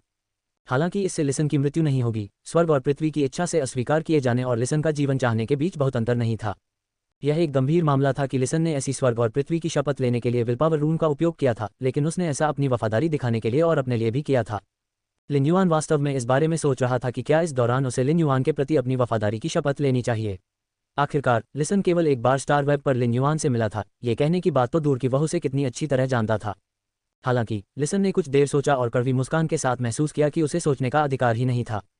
वह जानता था कि भले ही वह और listening heron chamber of commerce आएं, वे संभवतः एक अपरिहार्य मोहरा होंगे। अब उसके पास उपलब्ध सभी विकल्पों में से वह सबसे अच्छा विकल्प भी था। चूंकि लिसन आ गया था, अगली बात यह थी कि जितना संभव हो सके उसका अधिकतम मूल्य दिखाया जाए और अपनी क्षमताओं को साबित किया जाए ताकि उसे और listening heron chamber of commerce को अधिक संसाधन मिल सकें। इस क्षण से लिसन लिन युआन का परिचारक बन गया था, जो रिटेनर शूरवीरों और रक्षकों से अलग था। जब तक Lin Yuan listening heron chamber of commerce की रक्षा करेगा, वह लिसनिंग का मास्टर रहेगा। उसी समय हुक्वान ने धक्का देकर दरवाजा खोला और कमरे से बाहर चला गया। एक नज़र में वह ऐसा लग रहा था जैसे वह अभी जागा हो, और जब वह कमरे से बाहर निकला तब भी थोड़ा चकित था। यदि यह कोई अन्य समय होता तो यही वह समय होता जब वह टूलमैन के रूप में काम करता। हुक्वान अचंभित था, लेकिन जब वह नीचे आया और अपने सामने ये दृश्य देखा तो उसे लगा कि वह अभी भी नहीं जागा है। नीचे इन दोनों युवकों की मुद्रा क्या है? ये बहुत अजीब है। हालांकि हुक्वान ने अपनी इच्छाशक्ति रून के साथ सुनने की शपथ की पूरी प्रक्रिया नहीं देखी। जब उसने लाल फीनिक्स आंखों और आंखों के कोने पर एक तिल वाले युवक को जमीन पर आधा घुटने टेकते हुए देखा तो उसे पता चला कि उस पर विचार किया जाना चाहिए लिन युआन के पक्ष में किसी के रूप में। लिसन द्वारा विल पावर रून के साथ शपथ लेने के बाद लिन युआन आगे बढ़े और उसे जमीन से ऊपर खींचने के लिए पहुंच गए। जब लिसन ने इच्छाशक्ति रून के साथ अपनी निष्ठा की शपथ ली तो लिन युआन ने इनकार नहीं किया। ऐसा इसलिए था क्योंकि इच्छाशक्ति रून शपथ वास्तव में इस दुनिया में एक बहुत शक्तिशाली गारंटी थी। जब पूर्ण हितों तो एक दूसरे से सावधान रहना पड़ता था, ठीक लिन युआन के पिछले जीवन की तरह। यदि एक पक्ष ने परिणामों पर विचार किए बिना एक तरफा समझौते को तोड़ दिया तो समझौता रद्दी कागज से अलग नहीं होगा। NOVALN इच्छाशक्ति रून शपथ लेना एक समझौते को अटूट शपथ बनाने के समान था। यदि इच्छाशक्ति रून की शपथ लेने वाली पार्टी ने समझौता तोड़ दिया तो यह अपने जीवन से भुगतान करने के समान होगा। ये कुछ दो अजनबियों की तरह था जिन्होंने पहले शादी का लाइसेंस हासिल किया और फिर प्यार में पड़ गए। लिन युआन इसके बारे में सोचकर थोड़ा शर्मिंदा हुआ। ये कैसी विचित्र उपमा थी। लिसन द्वारा विल पावर रून की शपथ लेने के बाद लिन युआन वास्तव में स्वतंत्र रूप से उसका उपयोग कर सकता था और लिसन और listening heron chamber of commerce में संसाधन डाल सकता था। वह लिसन को अपनी क्षमताओं को उजागर करने और listening heron chamber of commerce विकसित करने की अनुमति देगा। साथ ही लिसन लिन युआन के लिए और अधिक लाभ भी ला सकता है। ये लिन युआन और लिसन दोनों के लिए फायदे की स्थिति थी। ये कहना होगा कि विल पावर रून के साथ लिसन की शपथ लेने के बाद वह ऐसा व्यक्ति बन गया था जिस पर लिन युआन भरोसा कर सकता था। जब लिन युआन ने हुक्वान को देखा तो उसने कहा, अंकल हुक, कितना अच्छा होगा यदि आप दिन में व्यस्त रहने के बाद रात में अधिक सोएं। देर तक जागने से आपके लीवर को नुकसान पहुंचता है। लिन युआन की राय में हुक्वान का शरीर इसे सहन नहीं कर सका, भले ही वह आमतौर पर देर तक जागता हो। आखिरकार झांग जियाओबाई को भी अपने स्वास्थ्य को बनाए रखने के लिए इंसुलेटेड कप में वुल्फबेरी भिगोने के बारे में पता था। जब हुक्वान ने यह सुना तो उसने तुरंत अपना हाथ लहराया और उत्तर दिया, देर रात और शिल्पकला एक साथ बेहतर चलते हैं। जब लिसन ने हुक्वान की बातें सुनी तो उसने हुक्वान को अलग तरह से देखा। उसने पहले ही अपने मन में इस अंकल को बेतरतीब दाढ़ी वाले का लेबल दे दिया था। लिन युआन के मुंह के कोने भी थोड़े हिल गए। वह हुक्वान को रात में सोने के लिए मजबूर नहीं कर सकता था, इसलिए उसने लियूजी को हुक्वान को टॉनिक भोजन देने का काम करने दिया। लिन युआन हुक्वान को विकसित कांस्य legend wood weaving house centipede देने के लिए तैयार थे। अब जब हुक्वान चल रहा था, लिन युआन बोला, रिपोर्ट अध्याय टिप्पणियां, संपर्क करें, टॉस साइट मैप दान करें, मेनू दिखाओ, उपन्यास बिन, उपन्यास फे एवोल्यूशन मचेंट। अध्याय 368, लिन युआन, क्या आपके पास उड़ने वाला पर्वत नहीं है? फे एवोल्यूशन मचेंट। सी 368, लिन युआन, क्या आपके पास फ्लाइंग माउंट नहीं है? प्लेवलूम रात के 12 बजे ट्रूविड फुल स्क्रीन। अध्याय 368, लिन युआन, क्या आपके पास उड़ने वाला पर्वत नहीं है? अंकल हु, क्या आपने स्पिरिट क्राफ्ट्समैन एसोसिएशन को रिपोर्ट किया है? जैसे ही लिन युआन बोला, वह मेज से वेन यू द्वारा पकाए गए हिबिस्कस केक को लाया और अपनी बाहों में रखे जीनियस को खिलाने के लिए इसे छोटे टुकड़ों में तोड़ दिया। यह अभी भी इन नर्म स्नैक्स को खाना पसंद करता था, लेकिन जब स्वाद की बात आती है तो इसे लिन युआन जैसे मांस, विशेष रूप से सुअर का मांस खाना पसंद था। जब हुक्वान ने लिन युआन की बातें सुनी तो वह जोर से हंसा। हुक्वान, जो अभी भी थोड़ी नींद में था, तुरंत जोश में आ गया। हा, मैंने रिपोर्ट कर दी है। कुछ समय बाद स्पिरिट क्राफ्ट्समैन एसोसिएशन के उन सभी पुराने लोगों को मेरे लिए एक समारोह आयोजित करने के लिए वापस आना होगा। जब हुक्वान ने यह कहा तो वह बहुत उत्साहित और रोमांचित था। बेतरतीब दाढ़ी वाला यह मोटा चाचा खिलखिलाकर मुस्कुरा रहा था। अब उसकी मानसिकता जीवन में विजेता बनने की थी, क्योंकि अब वह कक्षा 5 स्पिरिट क्राफ्ट्समैन बनने से केवल एक उच्च गुणवत्ता वाला कांस्य पदक दूर था। अधेड़ उम्र में अपने जीवन के अंतिम लक्ष्य को प्राप्त करने में सक्षम होने से अधिक आरामदायक और क्या हो सकता है। लिन युआन ने हुक्वान के उत्साहित और रोमांचित रूप को देखा और कहा, अंकल हु, ऐसा लगता है कि आपको कल स्पिरिट क्राफ्ट्समैन एसोसिएशन की एक और यात्रा करनी होगी। लिन युआन के शब्दों ने हुक्वान को थोड़ा हैरान कर दिया। वह पूरी तरह समझ नहीं पाया कि उसका मतलब क्या था। जैसे ही हुक्वान पूछने वाला था, लिन युआन ने कहा, अंकल हु, मुझे वुड वीविंग हाउस सेंटीपीड मिला है जिसके बारे में मैंने आपको पहले बताया था। जब हुक्वान ने लिन युआन की बातें सुनी तो वह आश्चर्य से भर गया और उसकी आंखें तुरंत चमक उठीं। उसके ऊपर प्रत्याशा लिखी हुई थी। जब लिसन, जो किनारे पर था, ने हुक्वान की अभिव्यक्ति देखी तो वह जानता था कि लिन युआन ने जिस वुड वीविंग हाउस सेंटीपीड का उल्लेख किया था उसकी गुणवत्ता कम नहीं होगी। जब लिसन ने हुक्वान को उनकी बातचीत के माध्यम से स्पिरिट क्राफ्ट्समैन एसोसिएशन के अनुष्ठान के बारे में बताते हुए सुना तो उसने मान लिया कि बेतरतीब दाढ़ी वाला ये चाचा एक स्पिरिट क्राफ्ट्समैन ग्रैंड मास्टर था जो कक्षा 5 तक पहुंचने वाला था। वुड वीविंग हाउस सेंटीपीड, जो एक स्पिरिट क्राफ्ट्समैन ग्रैंड मास्टर को इतना उत्सुक बना सकता था, कम से कम एक कांस्य निर्दोष वुड वीविंग हाउस सेंटीपीड था। जब लिसन ने लिन युआन के तरीकों के बारे में सोचा तो उसने सोचा, ये वुड वीविंग हाउस सेंटीपीड जिसने इस चाचा को बेतरतीब दाढ़ी के साथ इतना आगे देखने पर मजबूर कर दिया, वह महाकाव्य नहीं होगा, है ना? लिन युआन ने अपना हाथ लहराया और स्पिरिट लॉक स्थानिक क्षेत्र से कांस्य legend wood weaving house centipede को बुलाया।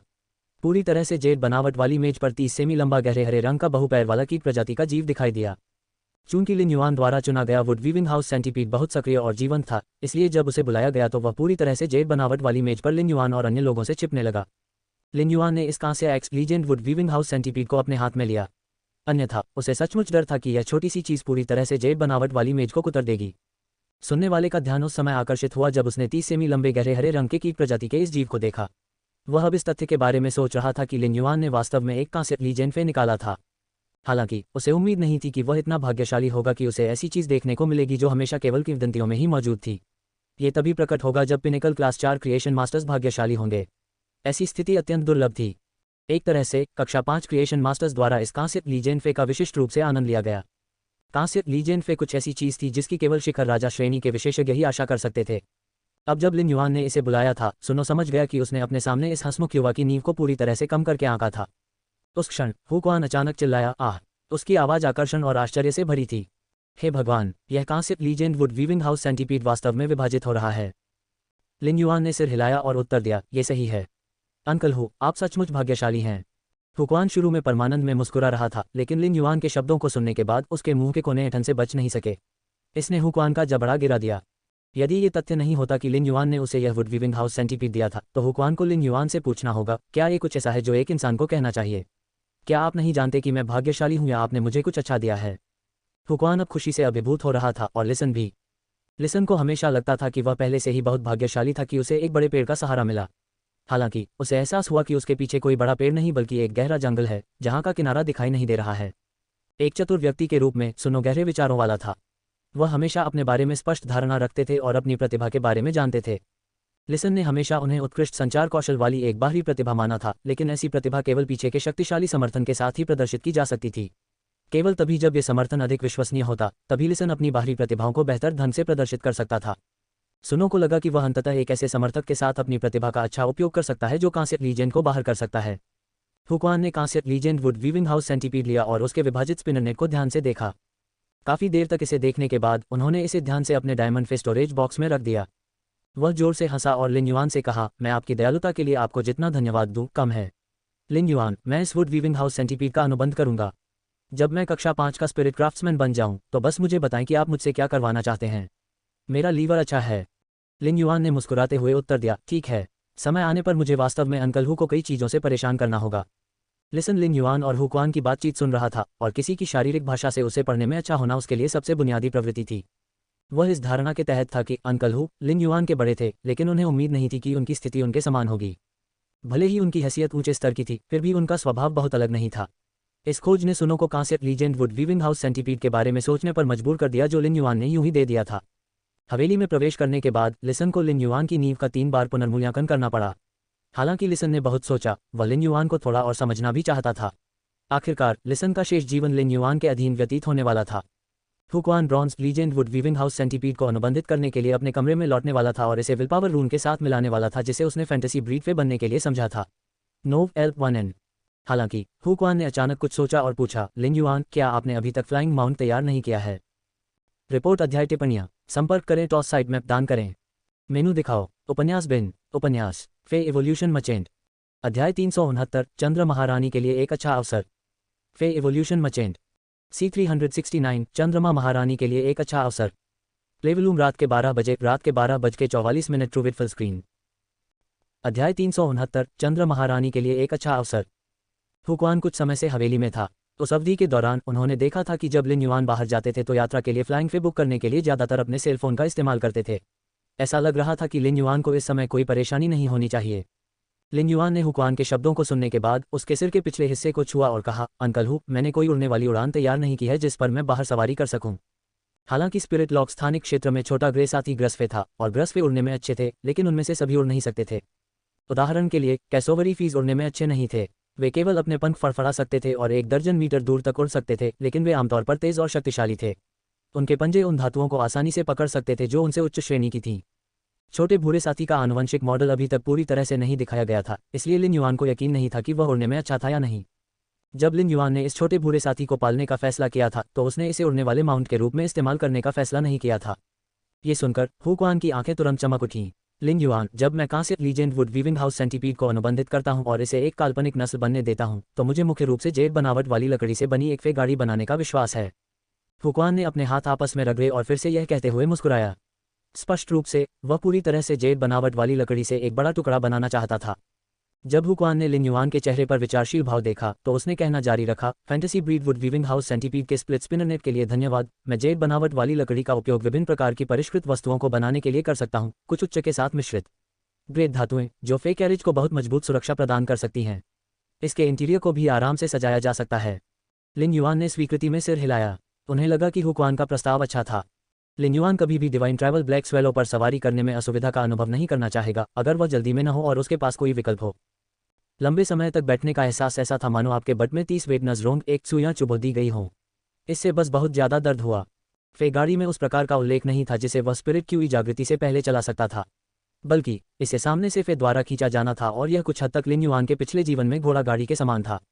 हालांकि घोड़ा गाड़ी से बहुत बड़ी थी। एक फे गाड़ी का उपयोग उसे खींचने वाले फे के आधार पर जमीन, पानी और हवा पर किया जा सकता है। फिर भी गाड़ियां खींचने वाले ज़्यादातर उड़ने वाले लोग थे जिनके पास रक्षात्मक प्रभाव वाली क्षमताएं थीं। आमतौर पर 3 से अधिक उड़ने वाले दल सामने गाड़ी को खींच रहे होंगे। यदि इनमें से प्रत्येक फे में रक्षात्मक प्रभाव की क्षमता होती तो गाड़ी के रक्षात्मक प्रभाव के अलावा ये उड़ने वाले फे गाड़ी की सुरक्षा की भूमिका भी प्रभावी ढंग से निभा सकते थे। भले ही फे कैरेज होने के लाखों फायदे हों, अधिकांश स्पिरिट क्यूई पेशेवर इसे बनाना नहीं चुनेंगे क्योंकि ऐसा करने के लिए आवश्यक संसाधन बहुत अधिक थे। फे कैरेज बनाने के बजाय वे परिवहन के लिए फ्लाइंग फे तैयार करना पसंद करेंगे। इसलिए फे कैरेज एक ऐसी चीज़ थी जिसे केवल गहरी नींव वाले अनुभवी गुठी बनाने पर विचार करेंगे। इस बात से इनकार नहीं किया जा सकता कि गाड़ी मजबूत रक्षात्मक गुणों के साथ मजबूत थी और कोई भी इसके इंटीरियर को आराम से सजा सकता था। हुक्वान ने ऐसी राय इसलिए दी थी क्योंकि उन्हें लगा था कि लिन युआन की नींव एक हाई एंड फे कैरेज बनाने के लिए पर्याप्त थी। आखिरकार लिन युआन 10 दिनों के भीतर एक कांस्य legend wood weaving house centipede निकाल सकता था। ऐसी क्षमता को देखते हुए एक हाई एंड फे कैरेज बनाना बहुत आसान था। हुक्वान की फे कैरेज बनाने की पेशकश वास्तव में लिन युआन को चुकाने का एक तरीका था। हाई एंड फे कैरेज का निर्माण कोई छोटी परियोजना नहीं थी। हालांकि कक्षा 5 का स्पिरिट शिल्पकार हुक्वान हमेशा से इसी तरह कड़ी मेहनत करता रहा है, फिर भी उसे एक लोहार की आत्मा का उपयोग करके एक फे गाड़ी बनाने में कम से कम 2 महीने लगेंगे। कक्षा 5 के स्पिरिट क्राफ्ट्समैन को ढूंढना जिसने देर तक जागने और फे कैरेज बनाने के लिए 2 महीने का प्रयास किया, ऐसा कुछ नहीं था जो पैसे से किया जा सकता था। यहाँ तक कि अनुभवी गुटों को भी पर्याप्त लाभ का वादा करने के बाद कुछ सहायता प्रदान करनी पड़ी। यहाँ तक कि उन्हें भुगतान के रूप में कक्षा 5 के स्पिरिट शिल्पकारों को कुछ प्रकार की दुर्लभ सामग्रियों की खोज में मदद करनी पड़ी और उसके बाद ही उनके लिए कक्षा 5 के स्पिरिट शिल्पकारों को आमंत्रित करना संभव हो सका। लिन युआन के स्पिरिट लॉक स्थानिक क्षेत्र के भीतर पूरी तरह से जेड बनावट वाली लकड़ी का नया बैच परिपक्व होने वाला था। वह एक बार में पूरी तरह से जेड बनावट वाली दुर्लभ लकड़ी से 20 लकड़ी के बोर्ड प्राप्त कर सकता था, जो घोड़ा गाड़ी के निचले हिस्से को बनाने के लिए पर्याप्त से अधिक थे। लिन युआन के पास फे गाड़ी बनाने के लिए सामग्री की कमी नहीं थी, लेकिन उड़ने वाले फे गाड़ी को खींच रहे थे। लिन युआन हमेशा सामान्य क्रिएशन मास्टर से अलग थे। हालांकि वह आसानी से कांस्य महाकाव्य फे और यहाँ तक कि कांस्य लीजेंड फे को बढ़ा सकता था, लेकिन उसके पास उच्च श्रेणी के फे के लिए ऐसा करने का कोई तरीका नहीं था। सी रैंक स्पिरिट क्यूई पेशेवर के अपने वर्तमान स्तर को देखते हुए वह अब केवल गोल्ड फीस को ही बढ़ा सकता है। भले ही उसने मोबियस के स्पिरिट क्यूई कंडेंसेशन द्वारा संघनित क्रिस्टल का उपयोग किया हो, वह अधिक से अधिक फेस के ग्रेड को प्लेटिनम तक बढ़ा सकता था। जब तक लिन युआन अपने सही दिमाग में था, वह कभी भी फे गाड़ी को खींचने वाले उड़ने वाले फे को बढ़ाने के लिए स्पिरिट क्यूई क्रिस्टल का उपयोग नहीं करेगा। हालांकि हर 7 दिन में एक स्पिरिट क्यूई क्रिस्टल संघनित होता था, फिर भी लिन युआन के लिए इसे संसाधनों की कमी माना जाता था। उसे अभी भी अपने शत्रुओं को मजबूत करने के लिए स्पिरिट क्यूई क्रिस्टल का उपयोग करना था। दूसरे, भले ही उसे अपने फे को मजबूत करने की आवश्यकता न हो, क्या कांस्य लीजेंड फे को बढ़ाने के लिए स्पिरिट क्यूई क्रिस्टल का उपयोग करना अच्छा नहीं होगा? जब लिन युआन बोलने ही वाला था, हवेली के प्रवेश द्वार से अचानक एक स्पष्ट हंसी की आवाज आई। लिन युआन की आंखें चमक उठी क्योंकि वह जानता था कि हंसी का गुबार किसने उड़ाया था। उन्होंने हु क्वान से कहा, अंकल हु, आइए पहले गाड़ी को एक तरफ रख दें। मेरे पास अभी भी कोई उड़ने वाली गाड़ी नहीं है जो अभी गाड़ी खींचने के लिए उपयुक्त हो। फिर लिन युआन घूमा और दरवाजे की ओर चला गया। जैसा कि अपेक्षित था, उसने प्रवेश द्वार की ओर देखा और देखा कि एक आदमी लगभग पूरे वर्ष चांदी का वस्त्र पहने खड़ा था। वह रहस्यवादी चंद्रमा था। लिन युआन ने जल्दी से कहा, अंकल मिस्टिक, तुम मुझे बिना बताए इतनी देर से आए, मैं तुम्हें हवेली के प्रवेश द्वार पर ले जा सकता था। मिस्टिक मून ने चेहरे पर स्पष्ट मुस्कान के साथ लिन युआन की ओर देखा और उत्तर दिया, सर्दियों की शुरुआत में ठंड होती है। अगर मैंने आपको पहले ही बता दिया कि मैं आ रहा हूं और मुझे हवेली के बाहर ले जाऊंगा, तो आपको बिना कुछ लिए ठंडी हवा में खड़ा होना पड़ेगा।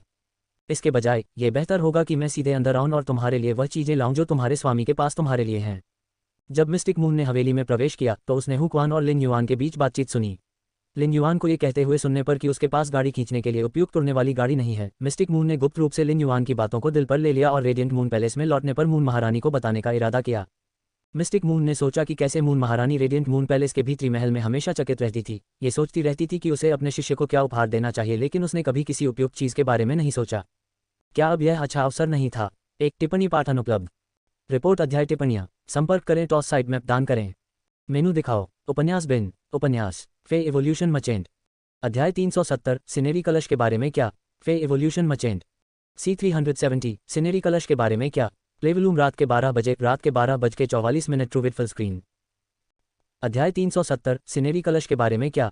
यह मिस्टिक मून का लिन युआन की हवेली में आने का पहला मौका नहीं था। हालांकि मिस्टिक मून हर दूसरे दिन नहीं आता था, वह हर आधे महीने में एक बार आता था, इसलिए ये लंबे समय तक पार्क में टहलने जैसा था। हालांकि चूंकि हु क्वान दिन में सोता था और रात में कड़ी मेहनत करता था और मिस्टिक मून ज्यादातर सुबह में आता था, ये पहली बार था कि हु क्वान ने उसे व्यक्तिगत रूप से देखा था। रेडियंट मून पैलेस के 2 दूत कोल्ड मून और मिस्टिक मून प्रतिष्ठित थे। दूत कोल्ड मून ने बाहरी मामलों को संभाला, जबकि दूत मिस्टिक मून ने आंतरिक मामलों को संभाला। अतः वे बहुत प्रसिद्ध थे। लेकिन दूत मिस्टिक मून के बारे में ताकत और हैसियत वाले बहुत कम लोग जानते थे, लेकिन रेडियंस फेडरेशन के शीर्ष गुट इसके बारे में जानने के योग्य थे। इसलिए हु क्वान ने मिस्टिक मून की पहचान को नहीं पहचाना। हालांकि जब हु क्वान ने उसे चांदी का लबादा पहने हुए देखा तो उसे अपने दिमाग में स्पष्ट रूप से एक अफवाह याद आ गई, जिसे वह ठीक से याद नहीं कर सका। लिसन ने मिस्टिक मून और लिन युआन के बीच घनिष्ठ संबंध का पता लगाया था। लिन युआन पहले हु क्वान को अंकल हु कहते थे, मुख्यतः हु क्वान की उम्र के कारण। यह उन्हें संबोधित करने का एक विनम्र तरीका था। लेकिन जब लिन युआन ने इस चांदी के लबादे वाले व्यक्ति को अंकल मिस्टिक कहा, तो ये रिश्ते